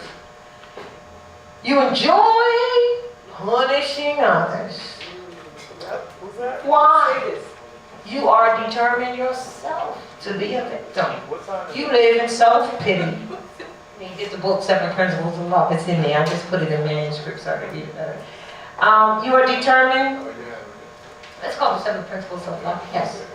You are determined to be, I break it down in there as well, but you're determined to be a victim and to live in self-pity, because you don't feel that you are deserving to be loved or to love or to be loved. And remember, that goes back to your relationship with the sister. You know, like you feel as though, you know, you can't do all the things she can do, you don't know all the powers of her, you know, and the actions are actually negative in that respect, but because really you need to learn to be vulnerable and humility. 7 notes, I got 7. Now here's the deal. I told you I was going to say this. You refuse to change. How do you know when a person refuses to change? Because they blame other people. That's number one. They keep blaming other people because they're unconscious of their own actions. They live as a victim and they live in self-pity because they feel guilty, and they do have some hidden anger somewhere. And they blame themselves also, which is a false claim. Those are the ones who refuse to change. Now, here's what they do. I gotta do this. Just 3 minutes. Negative payoffs that you take. Here's how you recognize them for yourself. You avoid honesty, truth, success, responsibility, visibility, confrontation, people, feeling, and power. Yes, you do. And because you are doing what? Clinging to the past. Alright, you want to punish your parents, your teachers, your religious leaders, your life is a bitch and then you die attitude. You're clinging to the past to prove that your parents were right, and maybe you're trying to prove that they were wrong, whatever it may be. Alright? And these are called negative payoffs now that prevent you from changing. Then, this blame thing. You will do anything to get the fun of blaming someone else. You can blame a competitor that undercut you. You can blame and say things like all women are whatever, blah, blah, blah, blah, blah, whatever, or vice versa. Women can say all men are whatever like that. And you have self-righteousness. You have righteousness about your anger, your hurt, you're holding your position, your refusal to resolve things. You're holding on to the reason why one has to be or needs to feel hurt, or that you've been hurt. You love the spotlight for that. You love to be angry. You are what they call the traffic brats. Your intent is to never give it up. Only resolution is to get connected to the real anger that is underneath you, because with that, you are dealing with self-pity. Poor me, feeling sorry for oneself. You are a victim or a martyr, What is it that you really want in this case? You want a damn guarantee. That's what you want. Yeah, you want a guarantee before the damn thing begins. You just want to be sure attitude. You're wanting to be shown the light before you take off your own damn blinders. How you gonna see the light if you got blinders on? Alright? So, you think it's discernment, but it's not. It's wanting a guarantee. And I want to say this. Because the rest of you get in it, but I want to say this. I must end with this. And that is page 20, right? Oh, too much masculine and too much feminine. No, I won't do that. I'm just going to do this one. What happens when you have too much masculine and too much feminine? I just want to say this. There are 14 powers. The feminine powers stand on their own. Back, full circle back to what we started to talk about. feminine powers stand on their own. The masculine powers need the empowerment of the feminine. The feminine powers stand on their own, but the masculine needs the empowerment of the feminine. And you know what? Because I need to cut, I won't read this because really it's in the book and you need to read it yourself. However, in short, the feminine powers, in short, in one eggshell, means forgiving and love. And the strengths, which are the masculine strengths, they are aspiring to have the ability to forgive. And they can't do it without the feminine powers. Cannot. And the ability and the capacity of love itself. Because remember, it's a cosmic love. That means to love beyond your energy and yourself and beyond energy. Beyond self. That's cosmic love. I will say this. The present creates the future. The moment now creates the future. Therefore, it never gets here. The present, yesterday never gets here. Or tomorrow never gets here, I'm sorry. And yesterday is the past. So you are living in the present. That's why it's a gift. Right? I want to say to you that you create your own realities. How many people here actually really do know that you create your own realities? Really know. Really know. Then you don't need me to tell you. You don't need me to tell you then, right? Because it starts where? In the mind. In the mind. So with that, thank you.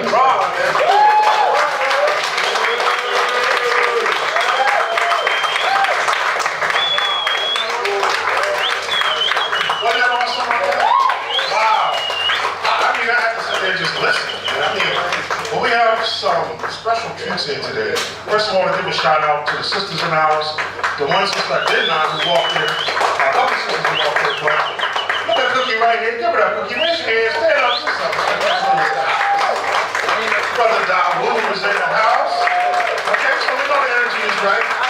My brother Sharif going to do some magic. We're going to take a break in a minute, or in a few minutes, and he's going to come back and do some magic. I can't leave this place without doing magic. Okay, the entertaining type and the real type. Now, I'm going to talk for a few minutes before I go into a break, and I need to, for a ritual we're going to perform dealing with star stepping, which if you look outside before you got here, I put down a star stepping map on the sidewalk there. So I want to pass these around, or have someone pass these around to each person. And what you're going to do is you're going to write what you want to get rid of on the balloon with a black marker that I'm going to pass around with it. Okay, so can you do that, young brother? And then there's a mark over there that you can pass to the first person, and pass the marker around to everyone who has a balloon. It don't look like it's going to be enough, so if you think you're not going to get one, I just went right across the street. It's $1 to get a balloon, and they'll do it in 1 second if you want to be part of this particular ritual. Yes, thank you. Now, before we take a break, I have to show you the ritual that was perpetuated on you just recently dealing with Jason Collins, the basketball player.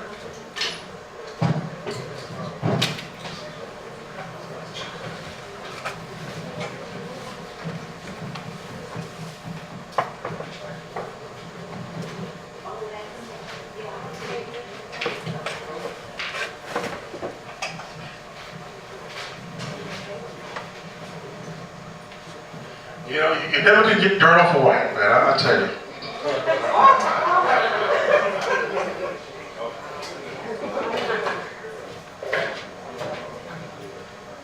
All right. Also, I did some advertising earlier, but the brother Sharif runs some herbs, and I have one of these chakra lights right here that I plug up and do my meditations and my work with on top of my desk. This is powerful right here. So if you get a chance, if you want to take a look at it, the brother Sharif will plug it up and let you check it out. It goes at different speeds, and it enhances color vibration, which hopefully we'll get into, talk about what you need to know dealing with colors. Now, let's briefly talk about this ritual that took place just recently, which had to do with sexual energy. Homosexual energy, as in Homo sapien. Okay, because that's not you. They were Homo sapiens. And you are returning to being that, as Roz said, androgynous. To cut that off and to deceive you, they're flooding the airwaves with homosexual rituals and on television and things they do. So, this dude, Jason Collins,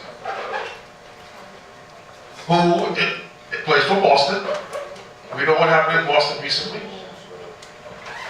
He is perpetuating a ritual that matches up with what happened in Atlanta, Georgia, with the rap group Criss Cross. With the first report that he was shot, the second one came out and said that he died from drugs. Now, what does Criss Cross have to do with Jason Collins? Well, they're the first niggas that come up with their pants down.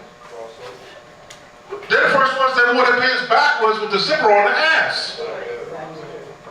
When you crisscross, you play basketball. Okay? And what song did they come out with? Jump, jump. That's what you do in the NBA. Stay with me. Stay with me. Now, Criss Cross died at the age of 34. Y'all know that, right? Yes, we know that's the number 7. We got a cultist in here, and they can tell you the same thing. They're here. How old is Jason Collins? 34. Okay, that could be just a coincidence. I don't know. This happened in Atlanta. Jason Collins played for Atlanta and was the number 34. Okay, it's starting to come together. Now, Criss Cross are 2 young boys that look like homosexuals, but they weren't considered that because they were young kids. But if you go back, go home and look at the video, go to YouTube, and look at it closely. It's perpetuating homosexuality. Earrings at both ears, pants down with the zip at the ass. Now, so it's 2 of them. But do y'all know that Jason Collins has a twin? He has a twin. So we're talking about twinning here. He is 7 feet. So that, and they're both 7 feet, and they're both twins. He signed a contract for $25 million. Number 7. We'll put it right there. We'll leave it there like that. His brother's number is what? 52. The number 7. And Jason Collins was the 7th pick overall. Now hold on, there's too many 7s and too many numbers lining up. 3 is the number of creation. As we saw, or as we see, the triangle, man, woman, produces child. Roz showed you earlier when we put the man and the woman together is creation, and that is the sexual energy, which in the middle of that 6-pointed star is the number 7. This is a sexual symbol because it's the unification of man and woman. Now, if that's man and woman, and we got all these 7s here, 3 meaning creation, 4 meaning what? Grounding. The 4 corners of the earth. So you ground that creation. They're grounding and imprinting you with a homosexual ritual with these numbers 7s and 34s. Okay, each number means something. 7 is what? Dawood. Okay, and what else is it? It is perfection. Okay, so we have creation, a creation being made, grounded and perfected. And that is what is going on, or what did go on, with Chris Cross and Jason Collins. That is the connection. So you have to know that. By you knowing that, stops the imprinting. And so today, what we're going to do here, I hope everybody wrote what they want to do on a balloon. Because we're going to take a break, and I want everyone outside, and we're going to star step and release those balloons. And then we're going to come back, and we're going to introduce my brother Sharif for a minute, and we're going to get more into the sexual energy and why we need to counter the sexual energy based on European technology. So, how do I even know about Chris Cross and Jason? It comes through the electronics, your television, your computer. Okay? Why do we even know about that shit? Why do I need to know about that? Be gay, nigga. Who gives a fuck? Nobody cares. Do it. Just play ball so I can go yay or whatever. You know what I'm saying? What the hell are you talking about? So, they're doing this real big in the media, and it's not over. It's not over. Just make sure you realize, go and do the homework. Maybe I'm wrong somewhere, but I don't think so. I sat up all night with this one. The connection between Chris Cross, not cross-dressing, Chris Cross, and Jason Collins. Now, we're going to take a break, and we're going to come outside. Yes, sister. How does the girl, the Caucasian girl, not to know for 8 years, what's the significance of the 8 years that she's with him? I'm sure there is a significant system. I'm sure there is. Because you got to understand something. These, we talked about twinning before. These are 2 7-foot twins. Do you understand me? We know about twinning. Have we explained twinning before? Does anyone here don't know what that is? How many people have seen sex magic tapes and know a little bit about it? Anybody? Well, come on, Dawood. Okay, I'm gonna tone it down a little bit. I need to know where everybody is. I don't want to be over your head with this. Did everyone understand what I just said? Do you understand what you need to do? No, right? You don't know. I have to tell you what to do. Is that true? None of y'all got rituals on your own that you perform? Good. All right, so we're going to take a break. Everyone with a purple balloon and everyone who wants to watch can come on outside. We're going to do that ritual. Again, give Sister Roz a big hand.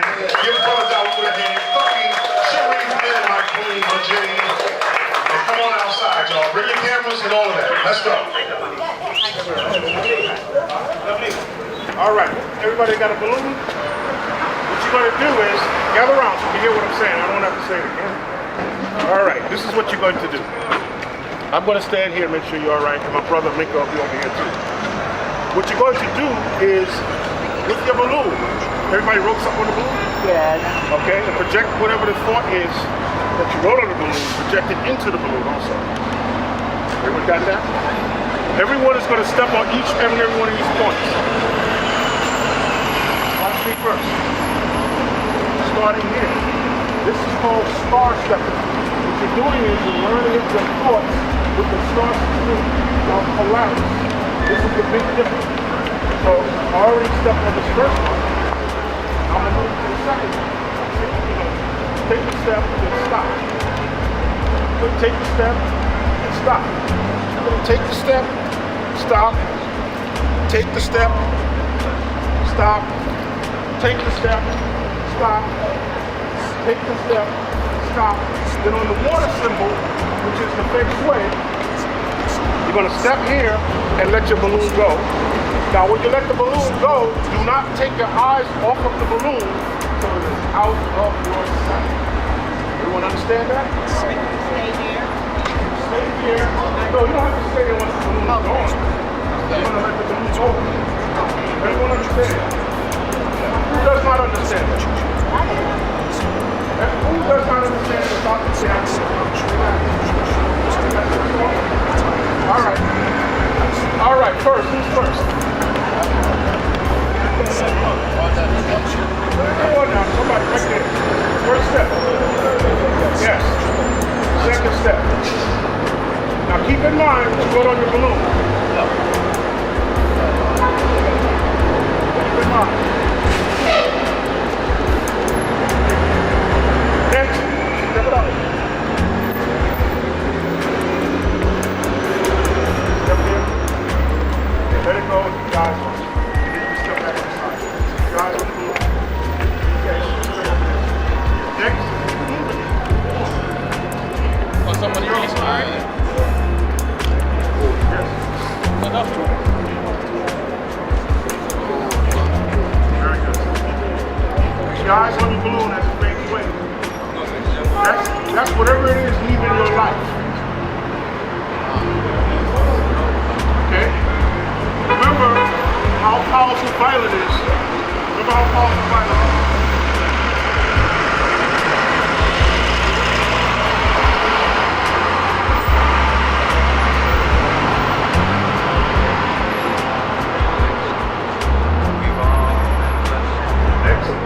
Keep it moving, don't stop. Don't watch the next person. Do yours. Just keep it stepping. You can't see it. No, I see mine is like tiny. Next, come on, sister. Wow. No, they go so high without busting. When your balloon is released, try to remember where it went. Huh? Yes.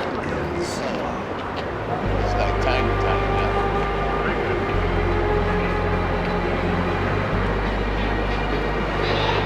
It's like fading with all the other spots.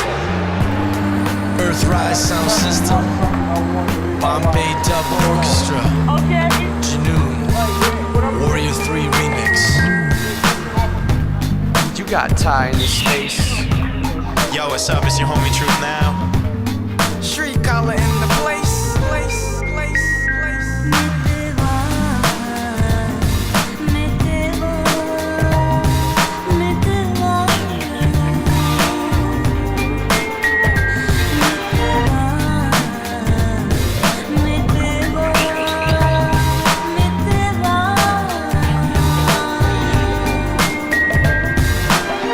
In an ocean of emotion and divine devotion, opening the notions of medicines and potions, emanating the brilliance of a trillion suns as love flows in the current of the river that runs, tapping and unraveling a sacred conversation, grounding meditation in crazed illumination, communicating love is its own demonstration. Arteries are city streets, open navigation, heart pulses, beats, lungs and trees both breathe deep as I leave beat when the seasons repeat.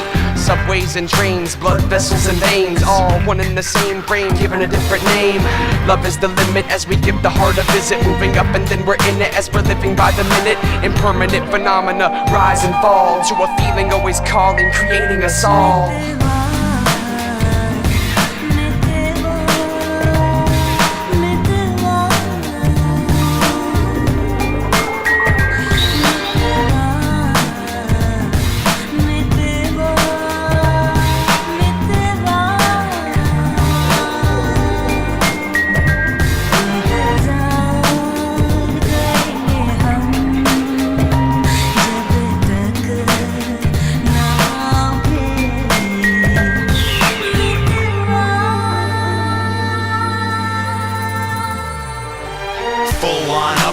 Feeling like I've been saved. Type of present time and keep me in moments of pure grace. Now we can create space, star phase, tree trace, interwoven patterns of my dream life portrait. Fear is not the enemy in the subtext of the landscape. Allow courage to form before we shift shape and tame fate. We have chosen this life here, don't be an ingrate. The heartbeat of the world is an African djembe, spicing up the streets like cayenne over tempeh. Passionate harmonies whet the soul's true appetite. Watch the earth rise from a natural satellite. Rain gon' come as the deities demonstrate. Pain is released and the protocols penetrate. Now we all feast in a Stonehenge palace, calling in guides from Aurora Borealis. Medicine to heal the jealous and the callous. Gratitude for blessings with which you have endowed us.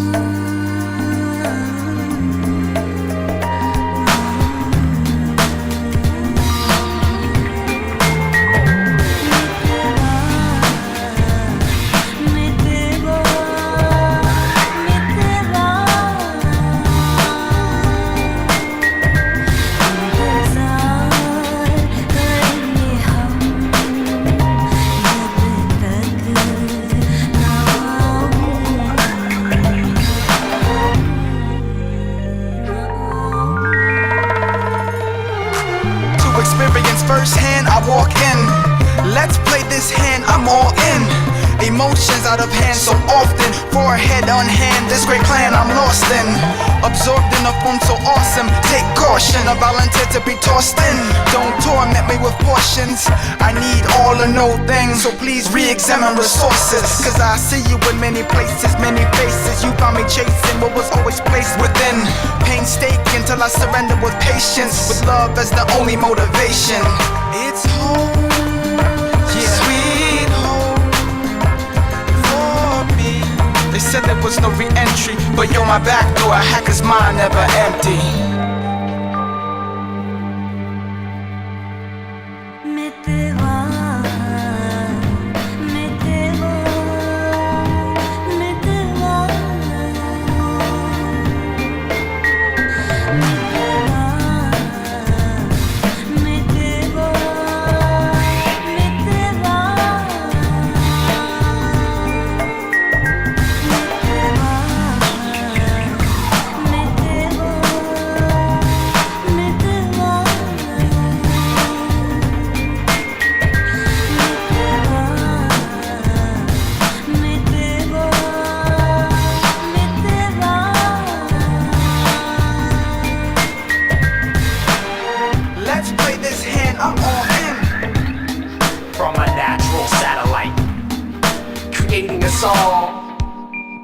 Creating us all.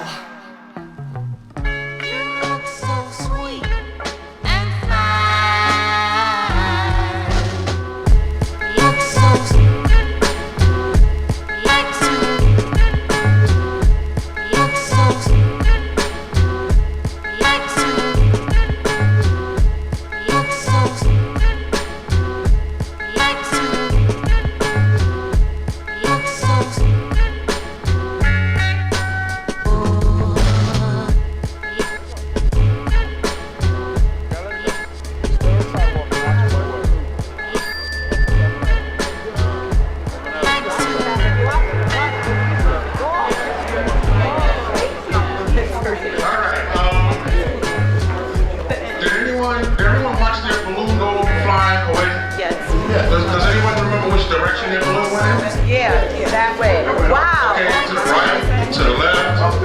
Straight.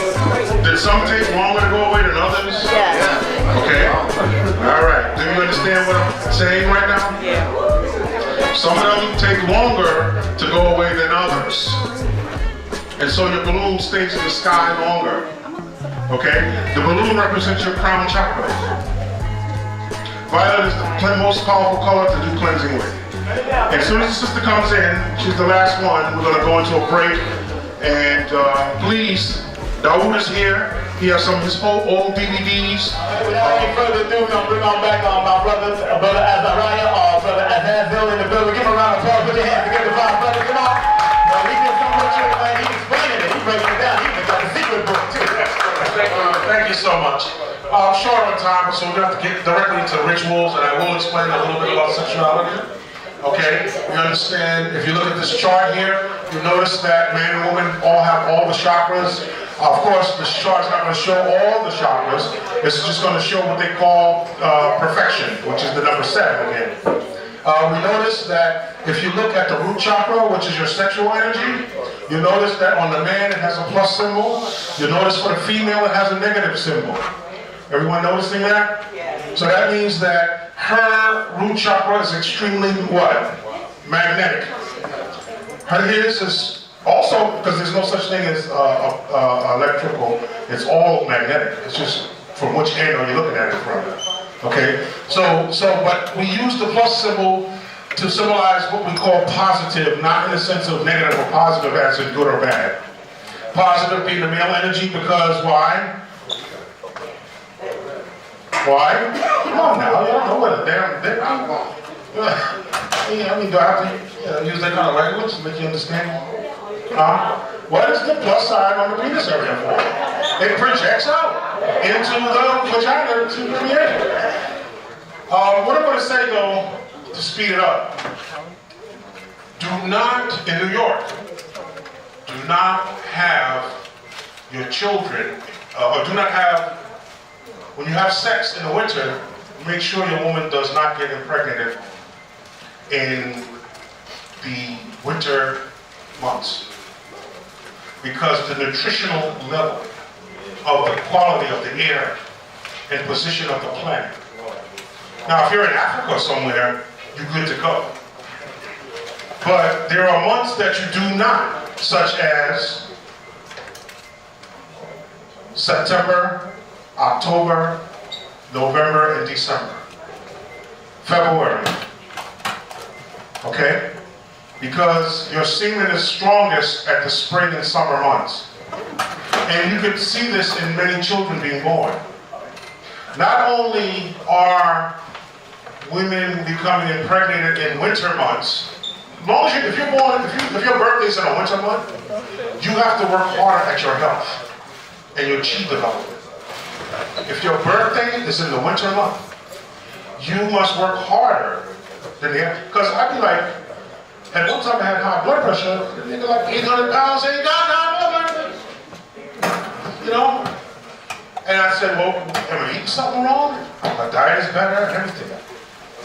But I was born in September, October, November, December, January, and February.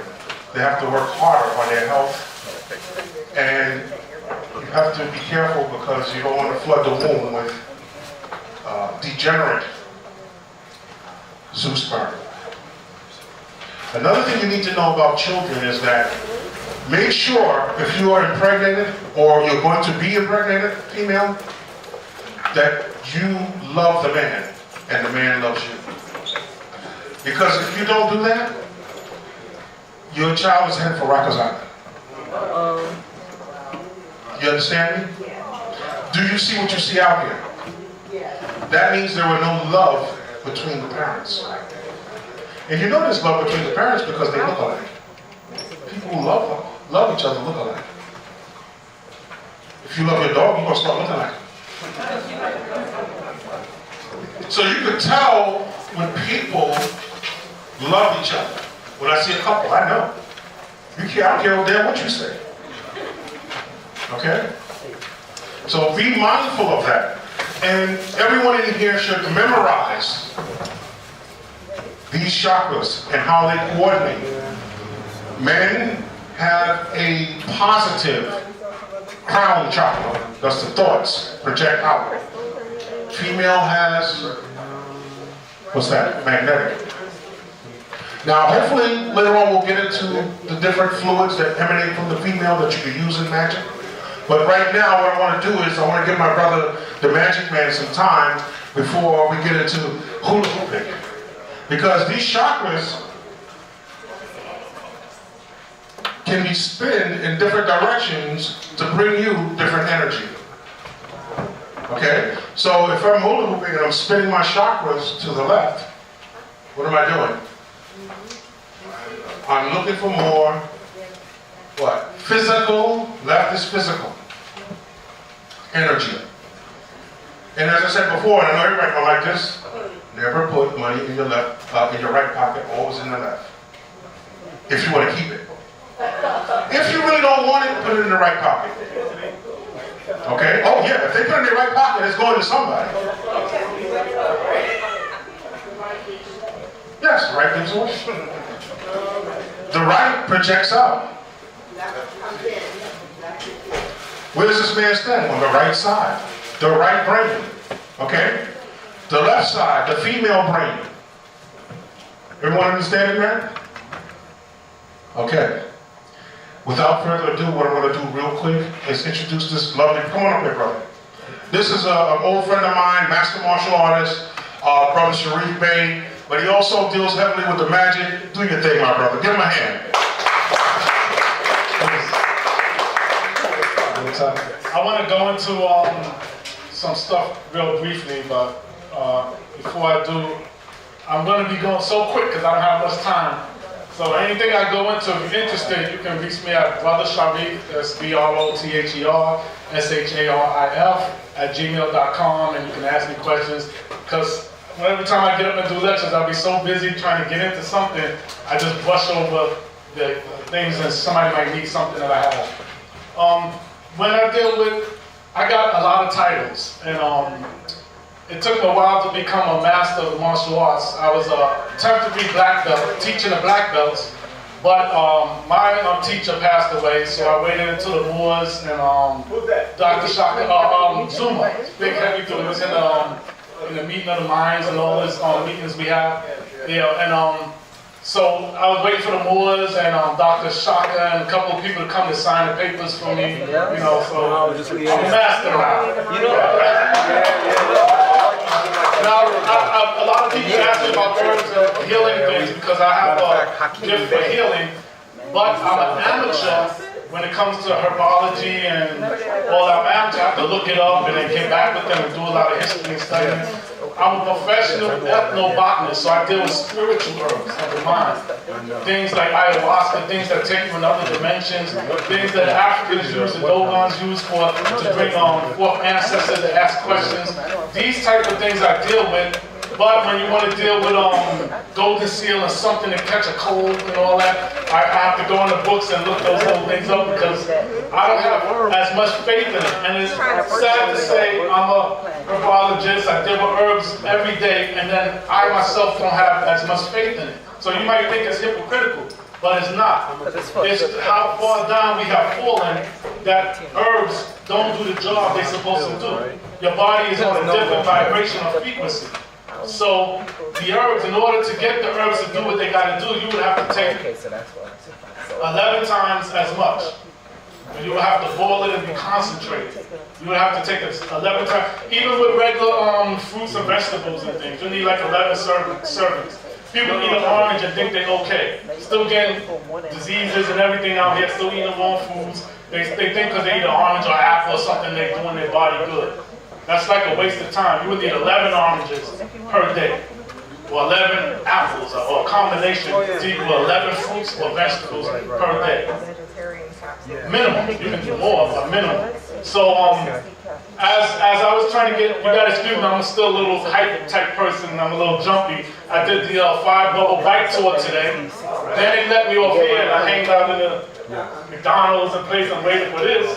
So I'm like a little bit, still jumpy from doing 5 bubbles and all that. And let me tell y'all so that you know my history real quick, because I don't have much time for that, but you're talking about 5 different heart medications. You're talking about a brother with a bad heart, 5 different heart medications. So they stopped me, I was a professional boxer, but sooner or later you're gonna get caught. So they caught me with a arrhythmia and high blood pressure. Sooner or later you're gonna get caught, So that's how my boxing career ended. I work in one hospital full-time, part-time in the next hospital, and I volunteer in the 3rd hospital. So I'm always dealing with our people and herbs and trying to help people and everything. Like Azariah and all of, we work with this prunella, mulberry, and chrysanthemum. The prunella is a female energy. That is a self-heal plant from Africa. And they call it self-heal because that plant is like a 3 times ginseng. Whatever ginseng can do, and you read in the papers, take this and that, this is 3 times as potent, prunella. The herb prunella, when you take it in its raw form. This is not as strong, it's a little weaker, but it's more flavorful. So to get, I'm not going to spell nothing for y'all. What I'm going to do is I'm going to leave it open. I'm so going to get into my little thing. What I'm going to do is you come up here after and then you can write down the words. I'm going to have one over here open and you can take a sample and the words is on the sample. So you take it home with you, the sample, try it, taste it, look it up on the internet, get familiar with it and all like that. So I'll leave one here. And you can open it later when it's time to go or whatever. I deal with a lot of electronics because I'm a magician, and the top magicians always work with electronics. And magicians, the root word of magician is magi, and magi is the wise man. So throughout Africa, throughout Asia, throughout Central America, in the pyramids, the hieroglyphics, before you get into anything, how this pharaoh did to this one, and before you can get into anything, when you first get into the hieroglyphics, the first comes the magician, the cups and the balls. And this comes from Africa. They use the bowls, and they will do magic with 3 objects. So this is twofold. One is entertainment. Some people not on that frequency, that's cute. Another thing is that the Africans don't know who has the gift or who does not have the gift for herbs, for plants, for meditation. to assist people, or the shaman, or to be a stronger warrior. Because you got to get them when they're young, and all kids when they're young look similar. So in Africa, so what they did was they would introduce them to magic tricks, and somebody would gravitate toward the magic tricks. And they said, oh, okay, this is the one that likes it more than the other one. She's emphatic about it or whatever. There's a youngster here who just jumped me and he's giving me his Pokemon cards to do magic with it, and I'm like, oh, you know. That's the type of person they look for, somebody with an intuitive mind who's not scared to learn something. Now, you look at it as one way. You look at me and you might see a magician, a professional magician, he's doing a trick or something like that. A wise man, a magi who thinks outside the box is looking at word association. How did this man who's just like y'all, or maybe was worse off with y'all with bad heart from the projects, how did he excel in school, get the top grades? Word association. I took Spider-Man and all the stuff that y'all laugh at, and I switched it in the math questions. They used to have questions, if Mary had this amount of ribbon and she cut 1/3 and gave 2 eighths to this one, it used to drive me crazy. I couldn't deal with it. So I switched it to Spider-Man. Spider-Man had thread. Instead of ribbon, it was thread because he shoots the thread. And like Spider-Man shoots this thread and he cuts off 1/3 of the thread. And you know, in my mind, all of a sudden I'm getting hundreds. All I did was an African tradition of changing over something to something that I like. At the time I happened to like Spider-Man, so I switched it to Spider-Man. So now I'm getting hundreds and everyone's looking at me like I'm the most intelligent man in the world. All I'm doing is listen to African intuition, all right? So y'all can teach your kids that too. Just switch stuff over, and next thing you know, instead of Mary with the ribbon, it's Spider-Man with the thread, and then notice that your kid is gonna do good too, all right? Try it. You don't have to be Spider-Man, but try it. All right. Real quickly now, I'm not gonna get into this, all right? The colors, as a martial artist, we use the colors for meditative states to bring about high intelligence. And generally, the colors have the words on it. So when y'all come up here, you can look at the colors and see. It changes colors, this thing. Like, you can see the words and stuff for that. Yeah, we use this, that's how I got the mastery when I was fighting with the martial arts. I used to go into the meditative states with that. What else we have here? These right here, we have to buy a palette. And a palette, black people usually don't buy it by the palette. So the palette has, this is a nook. And this has, you know, colored high definition. The difference from this one, the guy who hooked it up, this Chinese guy, he's like, you have to buy a palette. I'm like, how many is on a palette? He said, I can sell this to you for $50. I'm like, what? They like $199 or something. I just went to Barnes and Nobles. I can't, $50. He said, yeah, but you have to buy 2,000. In my mind, I'm like, do I know 2,000 people? I got a few aunts I can use, and I got a nephew.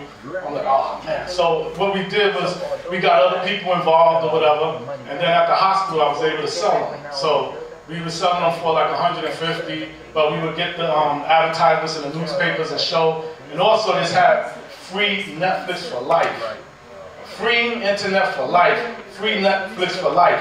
Now, that means anytime you're ready to watch a movie, you just put it on. Now, I didn't know how to hook this up to the TV. It has no outlet to hook to the TV, but this hooks to the computer. A lot of people go back and forth with pictures and music and this and that. So I'm a little old-fashioned, so I don't know how to do all that, but they hooked this up to the computer. Now, the computer got free Netflix for life.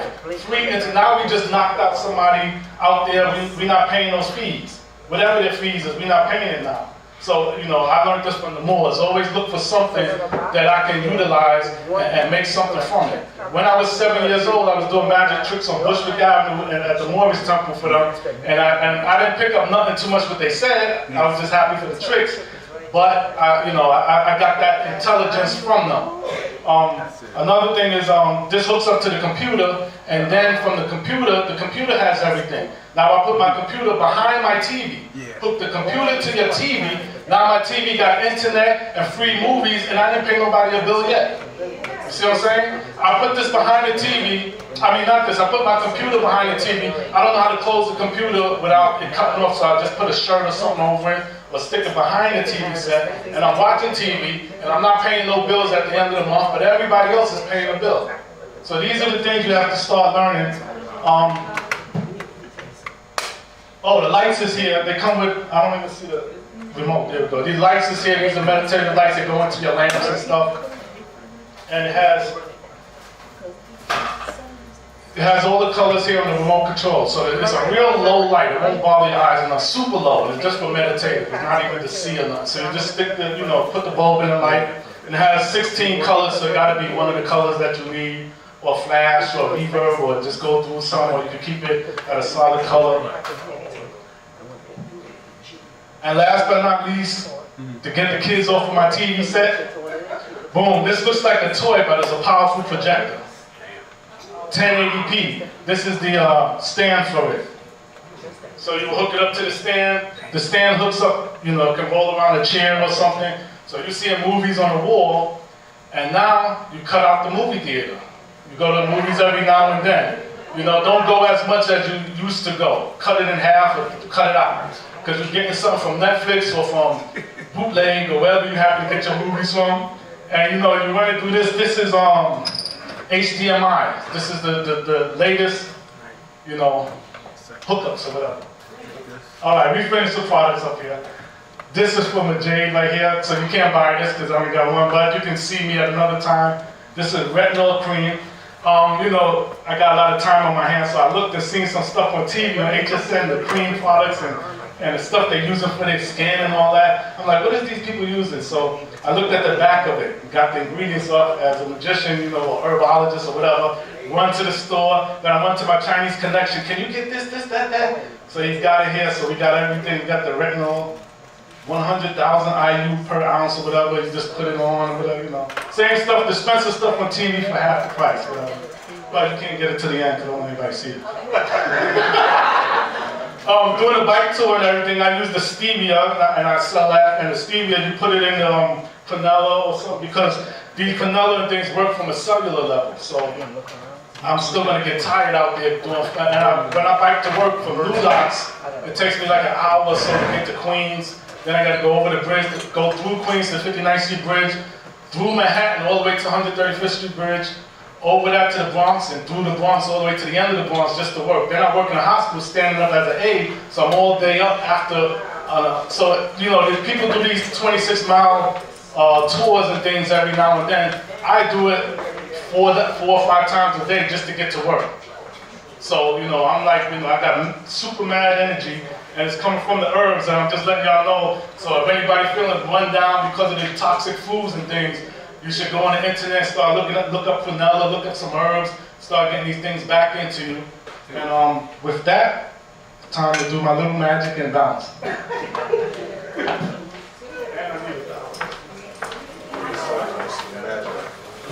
Tell me you guys are. Okay, I'll give you my dollar. Turn it to a 20. That's your turn, man. Son just took the show from me. He just took the show from me. What I'm gonna do is I borrow somebody's dollar, even though we're gonna use someone else's dollar. It looks more convincing or whatever. What I'm gonna do is try to use the mind and change their dollar. So what we're gonna do is I'm gonna give the dollar to somebody and I'm gonna make like I'm hungry. This is what they did back in the day. Oh, let me tell you what happened too, by the way. Since we're talking about sexual magic and energies from within, chakras and things like that, there was some magicians, started in Algiers and France and some other places. They started believing the BS. I don't curse, so they started believing the BS with magic and this and that. So we have fun, pick a card and all that. But they started believing in stuff with the herbs. Black Hermit. Yeah, he's gonna, you're gonna see it, that he's got the same thing, the herbs mixed in with the magic. So they started, once you start believing, come to find out it's your faith that makes things move. So the power of fame, they're just looking for a way to get it out. That's why people use crystals and things. I found out some of the quartz crystals like the one I'm wearing, these things is just magnification of yourself. It's a rock if you don't know how to work it. It's only your stuff being magnified because you need something to believe in. Because we can't believe in ourselves, so this is like a segue. It's like me, I gotta give up sugar, so I'm using stevia or sweet and low or some other thing, a midway point. So anyway, these magicians started healing wounds, and the government got hold of it, started hearing about it. They put their undercovers in as usual. Come to find out, the magicians went overboard. Now they started healing gunshot wounds and miraculously healing legs. putting legs and making people walk and blind see. Everything that Jesus Christ could do, we're not having that because they're black. So the government said we're not having that. What they did was send in Thurston and some other, you can look this up on the internet, and these guys went and they had a heavy, they call it light heavy box. That's what I used to use in Manhattan on my shows. So the light heavy box is electric magnet. And when you put the electric magnet down under a rug or something, and they staple it to the floor, when you put a box on it, the box has metal inside, even though it's a wooden box, no one can lift the box up. The strongest man in the world can't lift the box up when you put the electricity on. So they would let the box off and let a European white girl put her doll in there. And the little European white girl would have her doll and have the box and walk around with it. But when she puts it down, she knew where to put it because she's in on it. When the little white girl puts the box down, the most strongest feds were Moors, and the Spanish Moors that they also wore the fez was there. They was allowed to take off their fez, roll up their sleeve. They couldn't move the box. They brought in bodybuilders, whoever, they couldn't move it. And this is how they broke the magic, the real magic that comes from within. So all of a sudden these people couldn't heal no more. Once their belief was gone, their healing left. This story is not told to black people. This is only told to Europeans and Jewish people.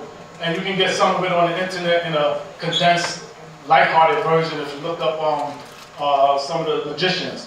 And this is how Eric Weiss, he was a Jew, he learned this story. He changed his name to Houdini. So that's how he became famous. Everybody heard of Harry Houdini. He got his name from Harry Thurston and some other magicians based on this story right here. They used to go around him and his brother. So this is, hold on.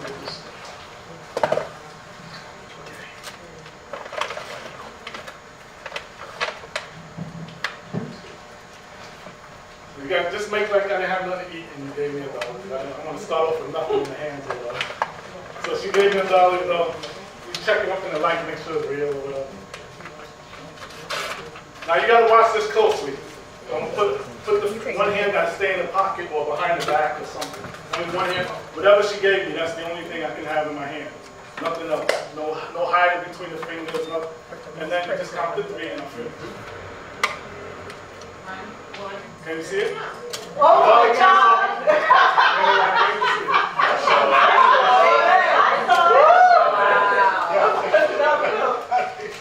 It changed to 100. That was fast, right? Now here, take the 100. Now watch this. You're gonna take the 100, and I need a 10 or something. So I gotta take the 100. And no, I gotta go.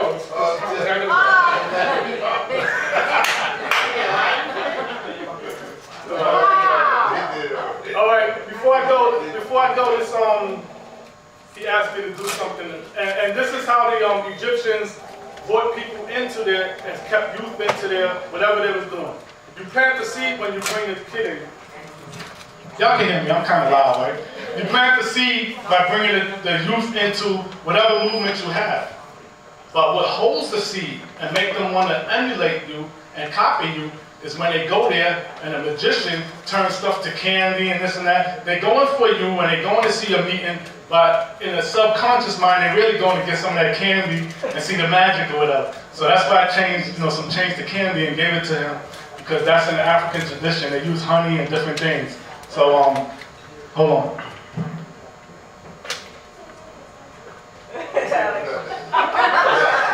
I want to start with this coin here. I'm going to take this coin. Got it from Azariah, put it in the pocket. And what I want to try to do is make it come back without even going over there. Can you see that? Sleight of hand. Did you see it? Here, hold this one too. No, see, actually we had 2. Actually we had 2, so Yeah, so look, now I'll give him the 2. Somebody hold the 2.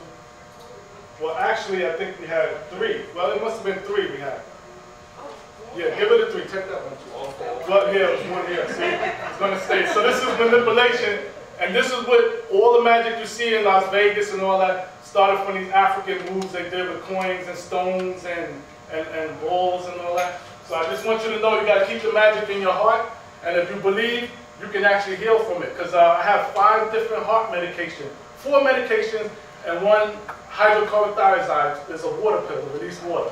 So that's 4 in 1, but still 5 different things going through me start messing me up. So when I started getting back on the herbs and everything, I got kind of dizzy on the train. So when they looked, she said, well, you're having too much medication. So they cut everything. They took 2 out, so I had the 3. Then I got dehydrated, so then they cut that one out. Then the last 2, I got nauseous and was getting dizzy. And my blood pressure was too low, and that's not good. So they cut the heart medication out. So I guess it's from the exercising and the herbs in combination. You know, so that's the magic. The magic is African knowledge. It's not no tricks, okay? That's right. Thank you. I like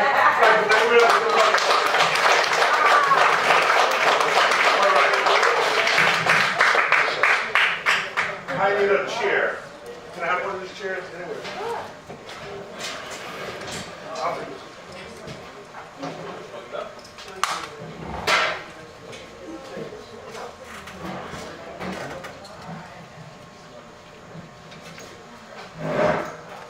I want everyone to just kind of relax. Relax your body. Make sure your feet are planted on the ground. Whatever you do, try not to cross any part of your body. And just relax. And what we're going to do, just for a moment, and I need a timer.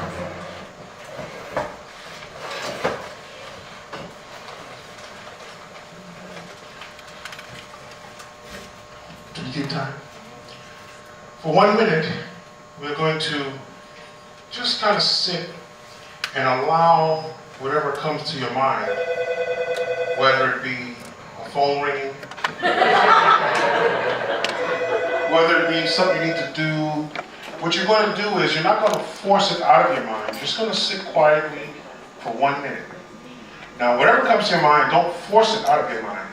But the objective is to clear the mind or clarify the mind. So, just for 1 minute, let's just sit here. And this is part of 1 step in like a 5 or 6 step ritual. Okay, but it starts with you. You want to clean your own energy first. Okay, so when you hear the sound of this bell, you'll begin to just sit quietly. Some of you can close your eyes, or and before you do that, also listen to me very carefully. I want you to visualize a royal blue ankh at the pineal gland, and surround that ankh in brown. Or look at Majade's forehead. You see the ankh there? You have an ankh in the center of your brain at the pineal gland, which is at the bridge of the nose and the center of the brain. Everyone see that? That's where your pineal gland is. That's the seat of the soul. It's the black sun. And now you're going to sit for 1 moment and meditate on what I just said.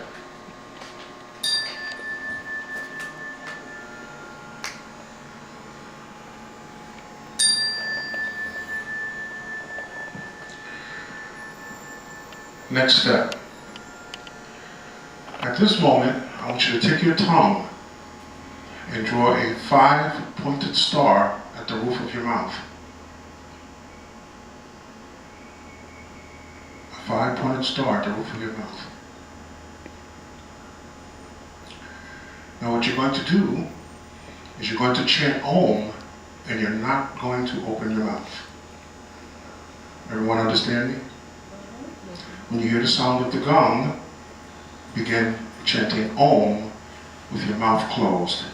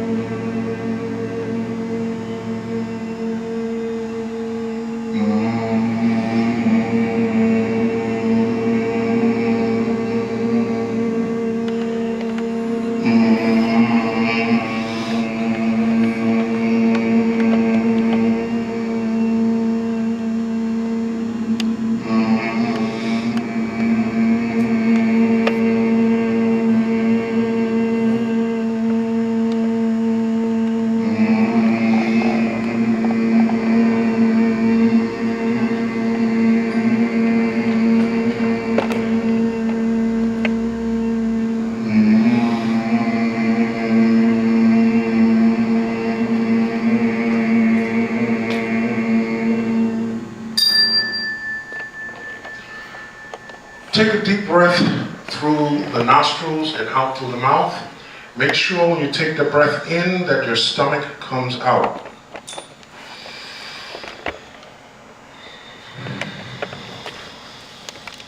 One more time.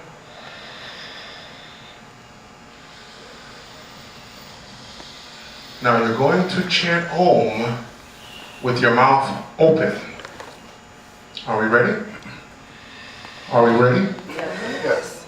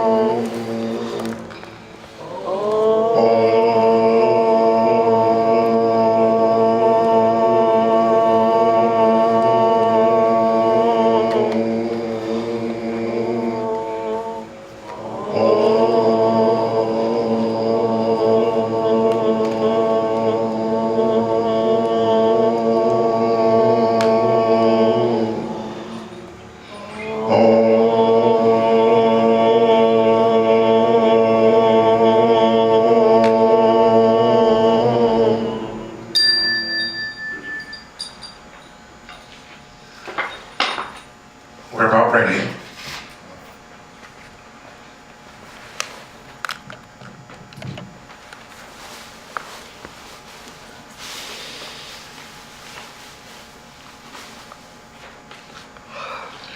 The European, when he does a ritual, he'll put it in comedy, and he will use that laughter against you whether you know it or not. So what we're going to do is activate our Kundalini and turn the word laughter back on him into the word slaughter.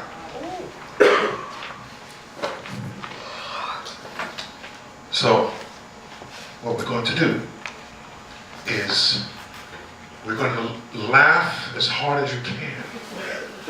Keep in mind those things you want to destroy that are in your life that should not be there. At the sound of the gong, we will begin.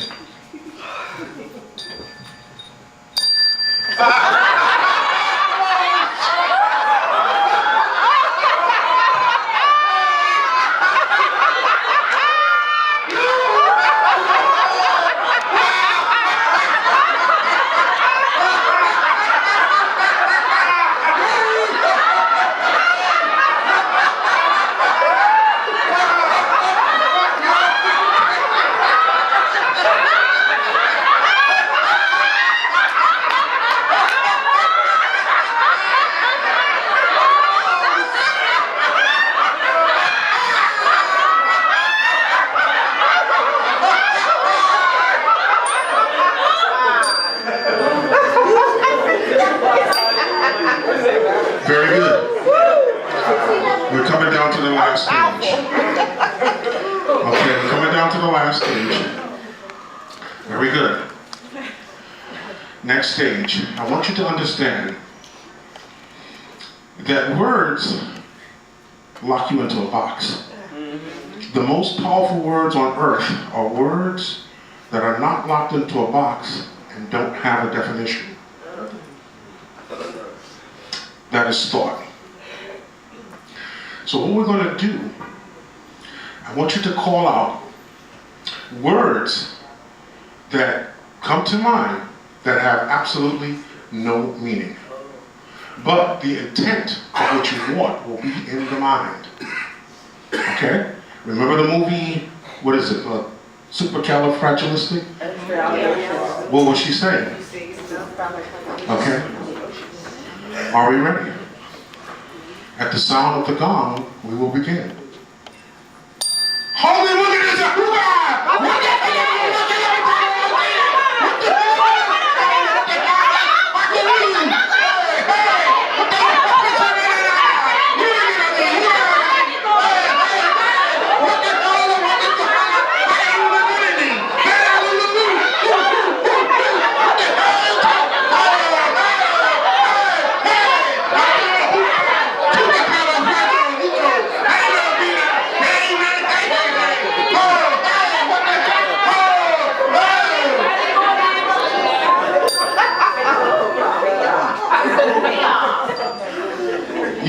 have just performed a major ritual. Every time we perform this ritual, we saw results. Okay, so it's based on your intent and your energy in motion. Emotion. So, dealing with energy in motion, I did say we will spin our chakras today. Okay, we want that energy to travel in both directions, up and down, left and right. When you spin your chakras left and right, the energy also comes in left and right and up and down. Okay? I got a question. Yes. We just did a ritual, and that ritual was based on whatever it was we were thinking at the time? Yes, your thoughts. Words without meaning can only be your thoughts. Can't be anyone else's. So, Yes. I used to do this as a kid. I used to let go balloons. I used to say things that don't make sense, make up stuff, and I used to laugh. I got one word for you, young fella.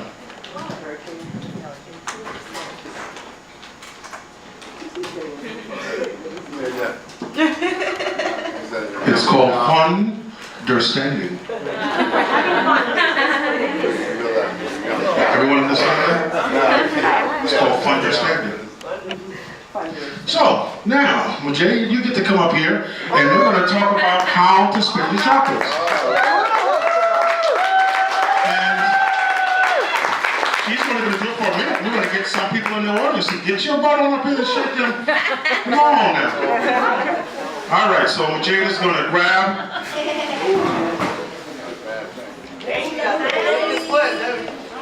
You have enough space? Somebody put that CD on for her, the one that I gave your sister.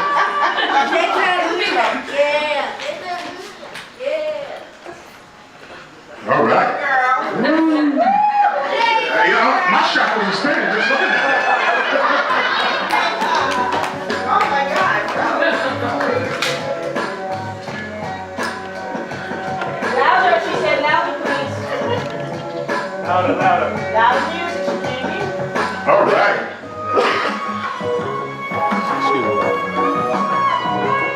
Okay, so she's spinning right now counterclockwise. Counterclockwise, that is anti-physical. Anti-physical. The left, spin to the left, physical energy. To the right, more spiritual energy.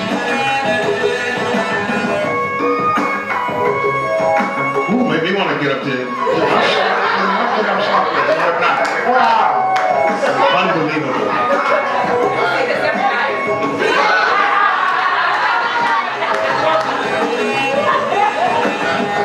Who wants to try? Come on now, sisters. Don't be shy now. We're closing it out. Jay's going to help you out. She's going to show you how to do it. Come on. Come on, sisters. Don't be shy. Now, don't make me come out here and grab somebody. Come on. Don't be shy. All right. Give her a hand. Give her a hand.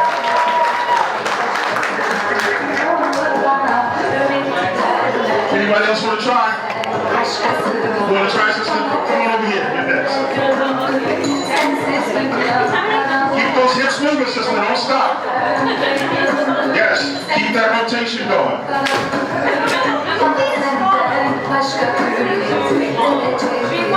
Move those hips. Move them around. Yes. Keep it.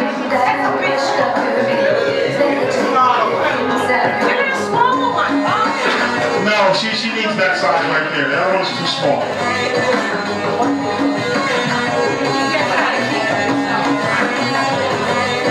And that is one of the beginner stages, just moving the hips side to side, just to get your balance and coordination. Believe it or not, I can move. I can move my ass off. Shit. I'm working with foot shit now all the way.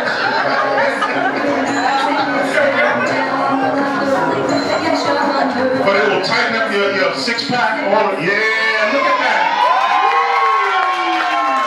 That's what I'm talking about.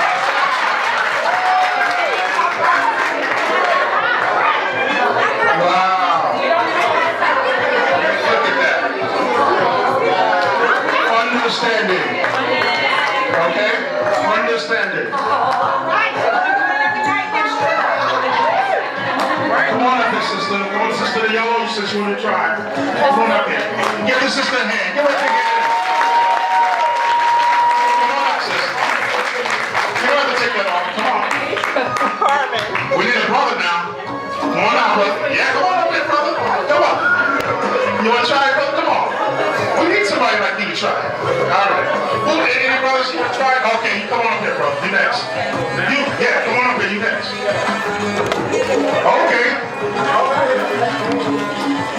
Oh, look at that. Woo. She's doing the grind, boy. All right.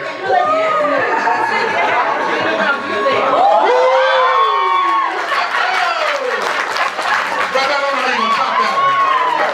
All right, come on up, brother. We're going to have a brother do that. Brother's not going to do that. Come on, brother. I know you got it. Come on now. Don't let the sisters show us up. Yeah, come on. Left or right? It's up to you. Which one is counting? Yeah, to your left is counting. To your left is counting. Yeah. And remember, you're gonna go. Start with the hips, right? Right, so your hips and then work up to your.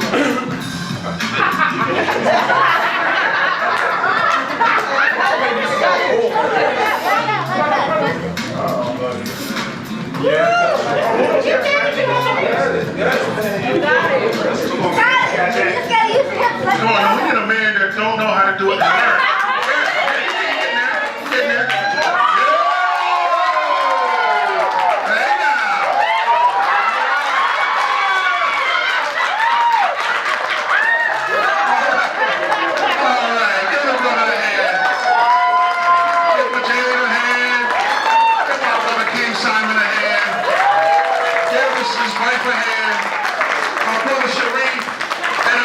Sister Razmariah, man. You gotta try it, sister. Come on up here. Come on. God, come on.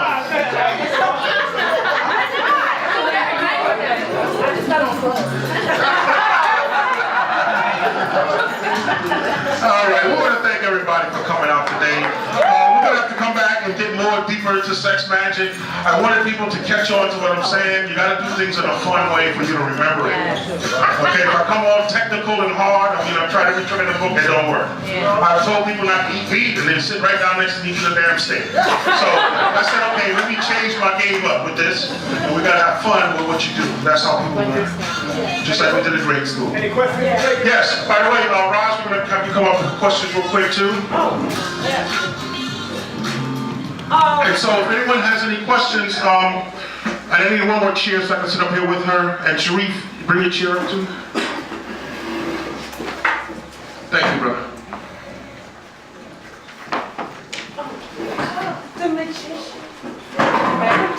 Okay, so how much time we got, King Son? Where you at? How much time we got? 4 minutes. 15 minutes. 15 minutes. Okay. 15 minutes. All right, so what we're going to do is take questions from the audience. If you have any questions on anything that Sister Roz spoke on, Brother Sharif and his works, or anything that I've said in the past, and even today, go ahead and ask the question. And who's the question for? For you. Okay. Is all men considered to be equal? Something like that? All men are not equal. No. Well, some of them I don't even call men. So, I guess if you, in the term, in the sense of man, I guess they all are equal in a sense, but not everyone who looks like a man is a man. Mankind. Remember, Yeah. man is man. That's Right. not man. Man ain't mankind. I know the legs men was. Any other questions? Pass the mic. Yeah. Azariah, you said you're going to share with us on the number 20. We were talking about Jason. You said something about the number 20. Oh, I don't know. There could be anything, sister. I can't, I'm not going to rack my brain with that now. As sister said, Virgos can sit here. Y'all went home. I'm still trying to figure out 20. You know what I'm saying? No, but suffice to say, the ritual dealt with the number 7. Perfecting, they created something that they grounded to the physical world that they perfected, which is homosexuality. Okay. Question. I got one. Yeah. I want to know why when we was doing the ritual outside with the balloons and this brother went early and he let his balloon up, and then the next people came and they let theirs up, and then his balloon stayed there. And I'm thinking if the wind was taking it, it would have took all the balloons. Why his balloon stayed and let the other balloons pass? And then, you know, like, wasn't that weird, like, that his just stayed right there and then float or nothing? No, it's not weird. It's just that we all have different problems and different situations. Some are harder to get rid of. Some of them like to hang around. Okay, depends on how much of it. Remember, we have a whole brain, but we break it down into a left and right brain. The right brain might say, damn, I'm a victim. And then the left brain will say, well, I'm going to bring the motherfucker that's going to victimize you too. Right. So it all takes place in your brain. So some traumas last longer than others. And that represents your balloon. That's why I tell everybody, look at your balloon, go home, meditate on that, and analyze it. I don't want to sit up here and analyze all that for you guys. Some went fast, some went slow, some went out of sight right away, some just stood there. So you must understand what that means. Yeah. I wanted to know, is it wiser to manifest our sexual energy or harness it individually or with a partner? Well, in the essence of that, that's your choice. Because you can do it without, you can do it alone. But both males and females. Which one has more? Oh, wait, more power would naturally, that's that cosmic love and that loving of self and energy outside of self, where it would be someone else that you're merging with. So of course with someone else, it's absolutely going to be stronger. Absolutely. That's why it's important that both partners understand, have knowledge on what this is about rather than just laying down, you know, that you're bringing in something. So of course, yes. Next question. This is for you. I wanted to know, when I released my balloon up in the air, I felt like a rush to my head and a surge of energy being pulled out my head. Sure, yeah. And then I saw like 4 UFOs up there circling around the balloons. You're the one who said you saw UFOs. Yes, UFOs doesn't have to be alien. We tend to think alien when we think UFO. It's just unidentifiable. Thoughts are very powerful, and that balloon was the color of your crown chakra, which absorbs or blocks thoughts.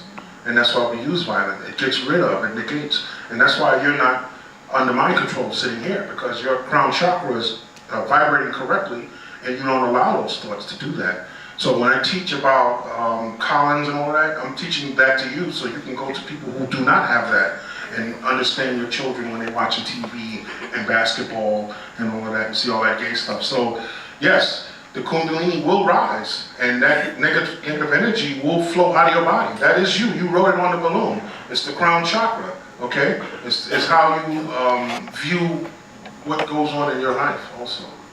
So it's definitely going to have a positive effect on anyone who did it. So regardless of whether it fully gets rid of your problem or not, it will definitely have a positive effect. Go to the back. To the back. When we did the meditation with the Ankh in our pineal, how come we did blue with brown around it? Oh, that's a very good question. Good question. Can you get someone else to do the microphone so you can be... Well, we're almost done. Right? Blue is the color of communication. When you look up in the sky, you see the color blue. And it goes into various other things, but blue is also representative of the pineal gland, because that blue you see is just watered down space through sunlight. So communication takes place where? Through the air, right? And brown is what? Grounding. We ground the earth. People call it ground the earth. We keep the earth from spinning out somewhere, okay? You do that, and that's why they go around killing every indigenous person or more in different lands, but yet you still stand. I'm a Harlemite from the 50s, 60s, 70s, 80s, 90s, grew up in Harlem, born and raised in Harlem, and I'm still here, okay? So you ground wherever you are. You are, when we talk about standing on your square, that's what we mean. Your integrity and who you are. I used to have jobs, yes. So when I had those jobs and I agreed to that contract, I stood on my square no matter what took place.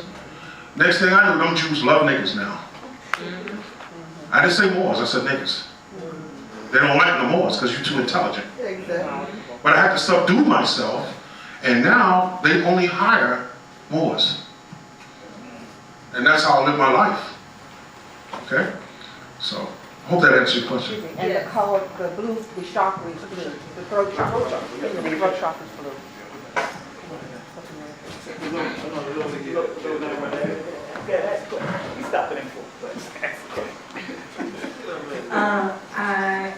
I wanted to ask about those herbs that you said you were using in your races and stuff. Races? The stevia. The stems. The herbs that you were using. It's a replacement for sugar. Okay, the stevia is a replacement for sugar. And I'm not diabetic or nothing, but I have it in my family. And when you, even though I don't agree to that reality, I also know, whether we like it or not, these things are affecting us as black people. And they tell me, well, it runs in your family. Well, I think outside the box, so if my family is all of us, then that means they're chasing us with these toxins. See, my family ain't just my mother and my father, and that's how I treat all black sisters, by the way, when I look at them. I treat them like my biological sister. And that's why, youngster, when you grow up, if you look at each sister like your real sister from your mother, you won't never look at them in a bad way, because you'll see your real sister. So I look at everyone here, my real sister from my actual biological mother. It's hard to look at them in a wrong way, because I can't look at my sister in a wrong way. So you see how, so these herbs and things open your mind to these different ways of thinking, and it makes you a better person. All right? And prunella, mulberry, and chrysanthemum, this was the, these are African herbs, and the chrysanthemum is herbs that retard cancer and different things of that nature. So now, these are the herbs that we should be using because they come from our past. We have to realign ourselves back to this vibration. Also, I meant to say this earlier. Anytime you see a sister, right now, I get a lot of crying from men about all kind of things. And I'm like, shut up. Shut the hell up. Compassion, you must love your sisters. I understand some of the things that men feel, and even myself, but they need your compassion right now. They are going through, they're on jobs and messed up with that crack and all of that. They don't need another nigga saying, yo, bringing them down. You, as a Moor standing on your square, your job is to lift them up. Sisters, if you are with a man and you've been using a condom for more than 3 months, you should not be with him, and he's no good for you. And there's a ritual you should perform if you come to the graveyard. Get one of those damn condoms and come on to the graveyard and I'll hook you up. Okay? Because if he better not treat the God, you gotta look. I've had many sisters that treated me wrong and treated me bad, but that don't turn me away from the archetype. Not the personality, the archetype. You gotta understand that. You men you cannot be magical, you cannot have good luck, you cannot succeed unless you honor that archetype. Do you understand me? Yes. Stick that in your brain, make sure you know that. Make sure you know that. So get all that negativity you have about that, the things I be hearing all the time, get that out of your head because you're blocking your own karma.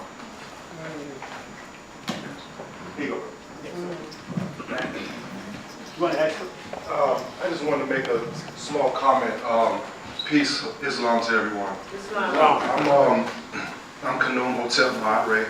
I'm from Alabama originally, and I've been here for about a year now. March 16th to make a year.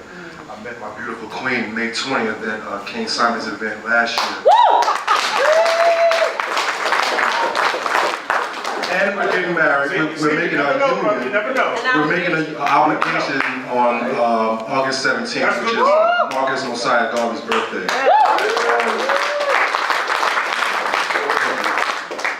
Y'all don't know how much y'all mean to me. All of y'all. I come from a bad place just like anybody else who would agree to they do that. King Simon Brother Azariah, Majay, Pills are here. Pills are here, yeah. Give it up for Pills over there.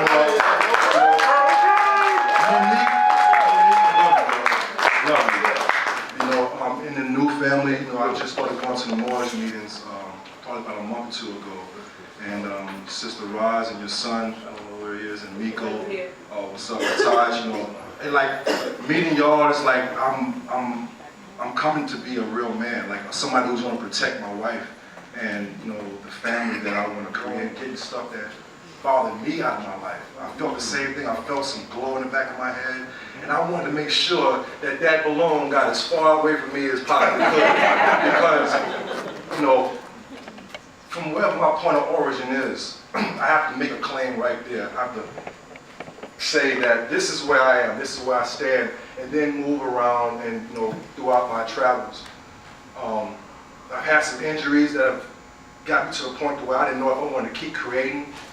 But you know, with my wife Nephara, she's like been my backbone. She's been that asset. I've been a saw and I've been chopped up. I'm back whole again because I had somebody who found better pieces of me, and I'm willing to put me back together. And man, I love y'all, man. I love all of y'all.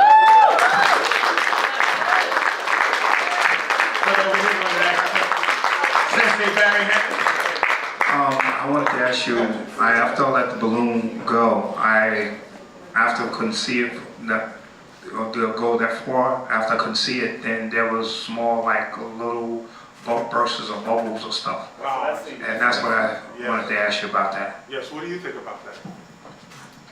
I felt a good response, that's for sure. I felt that. That's very important. All right. That's very important. As I said before, we tend to think of UFOs as something that's alien, okay? But thoughts can manifest in the form of orbs and UFOs. Unidentified flying object, that's all that means. You can go in a haunted house and see a flying object, okay? So what you did was a really good thing, and like I said before, it may not get rid of your problem totally, but it's a start, okay? It's a beginning, okay? The right colors, the right ritual, and all of that. So I'm glad you employed yourself in the ritual. Can I make a comment real quick? I just want to make a quick comment before we go too far away from what you said, brother. It took a lot for you to do that. That's called courage and commitment. I want y'all to recognize we talked about it. That's what we just did. Courage and commitment. But I also want to say that you also proved something else that we may not have gone over, but sisters do not choose brothers because necessarily of the sexual thing. They choose them because of what they see in them that they can correct. It's an intuition thing. So that's what happens. So you just proved that. And one last thing, I didn't mention and I needed to. It's funny because I was sitting in that chair saying, well, we talked about all the combinations, but I forgot to say about fire and earth. I just want to say this real quick. Earth signs and fire signs. It's actually earth that puts out fire, not water. Or better than, as far as elementary. So if you're with an earth sign and you're a fire, that earth sign is trying to constantly put out your fire and smother you. Or And just someone that. air and earth, you didn't mention that either.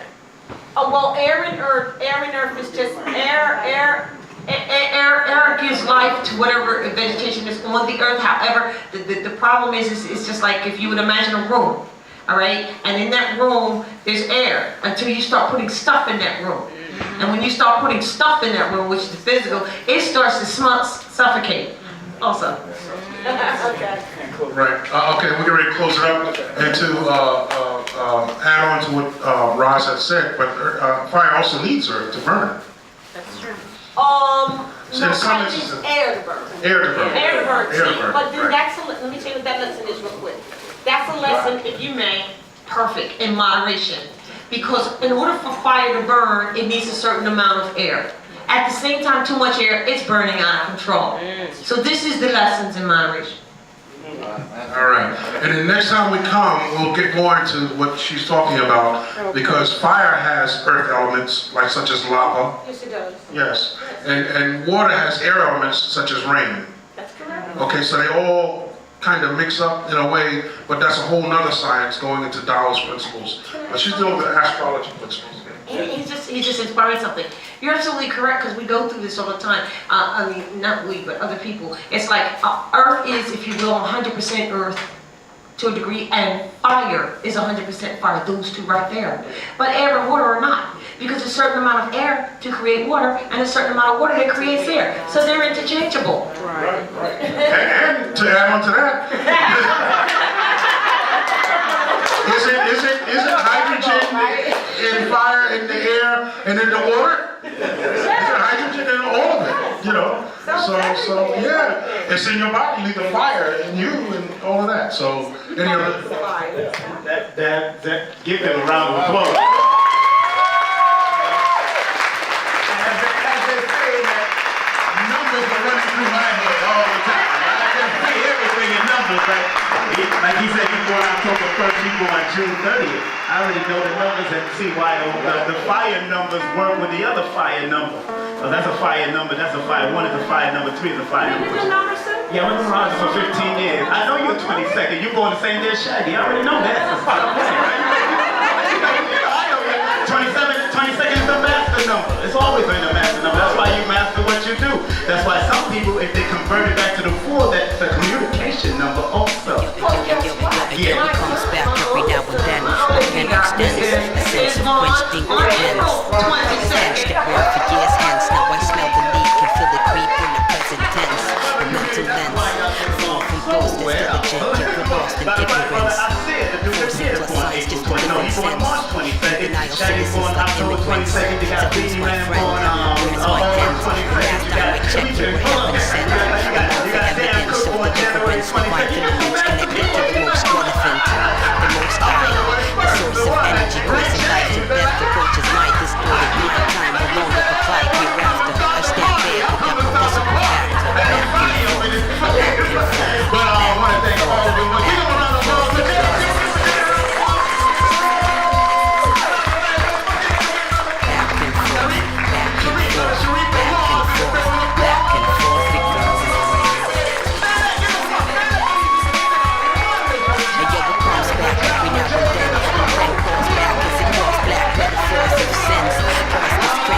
Let the keys play while it penetrates my very being in each way. Let the ease bay, and may your voices held in places well where the breezes felt. And where the angels dwell, but even then pride came in between and it seems since then we were held in this right but cell. Disguised as life and time, the sign is a bittersweet friend. So I sit for my given needs spent, my face scraped in the basement in a deep mess. Just like Sudanese French, my facial skin scarred from all this bleeding and stress. But you just a mere silent, it feels like I'm seized in emotion of sheer mess. Back and forth, back and forth, back and forth, back and forth we go. Back and forth, back and forth, back and forth, back and forth we go. And yo, it comes back every now and then. The passion settles within, but leaves again. Now I'm eager to feel the pain that went. So I chase it from right under my skin to an evident place far past your average space. How amazing, huh? I see you blazing, circulating lava of shades that keeps changing. Am I there already? Is death waiting? Did I suffer enough to feel this way? Was my struggle equivalent to this? Erupting ecstasy, boiling dust of bliss that caresses me and lets me know I'm blessed and I'm okay. My soul glows in raw breath from my Lord, divided for a soulmate. So till that fourth day, my spirit runs in search of your conscious self, pulling you towards me like back and forth, back and forth, back and forth, back and forth we go. Back and forth, back and forth, back and forth, back and forth we go.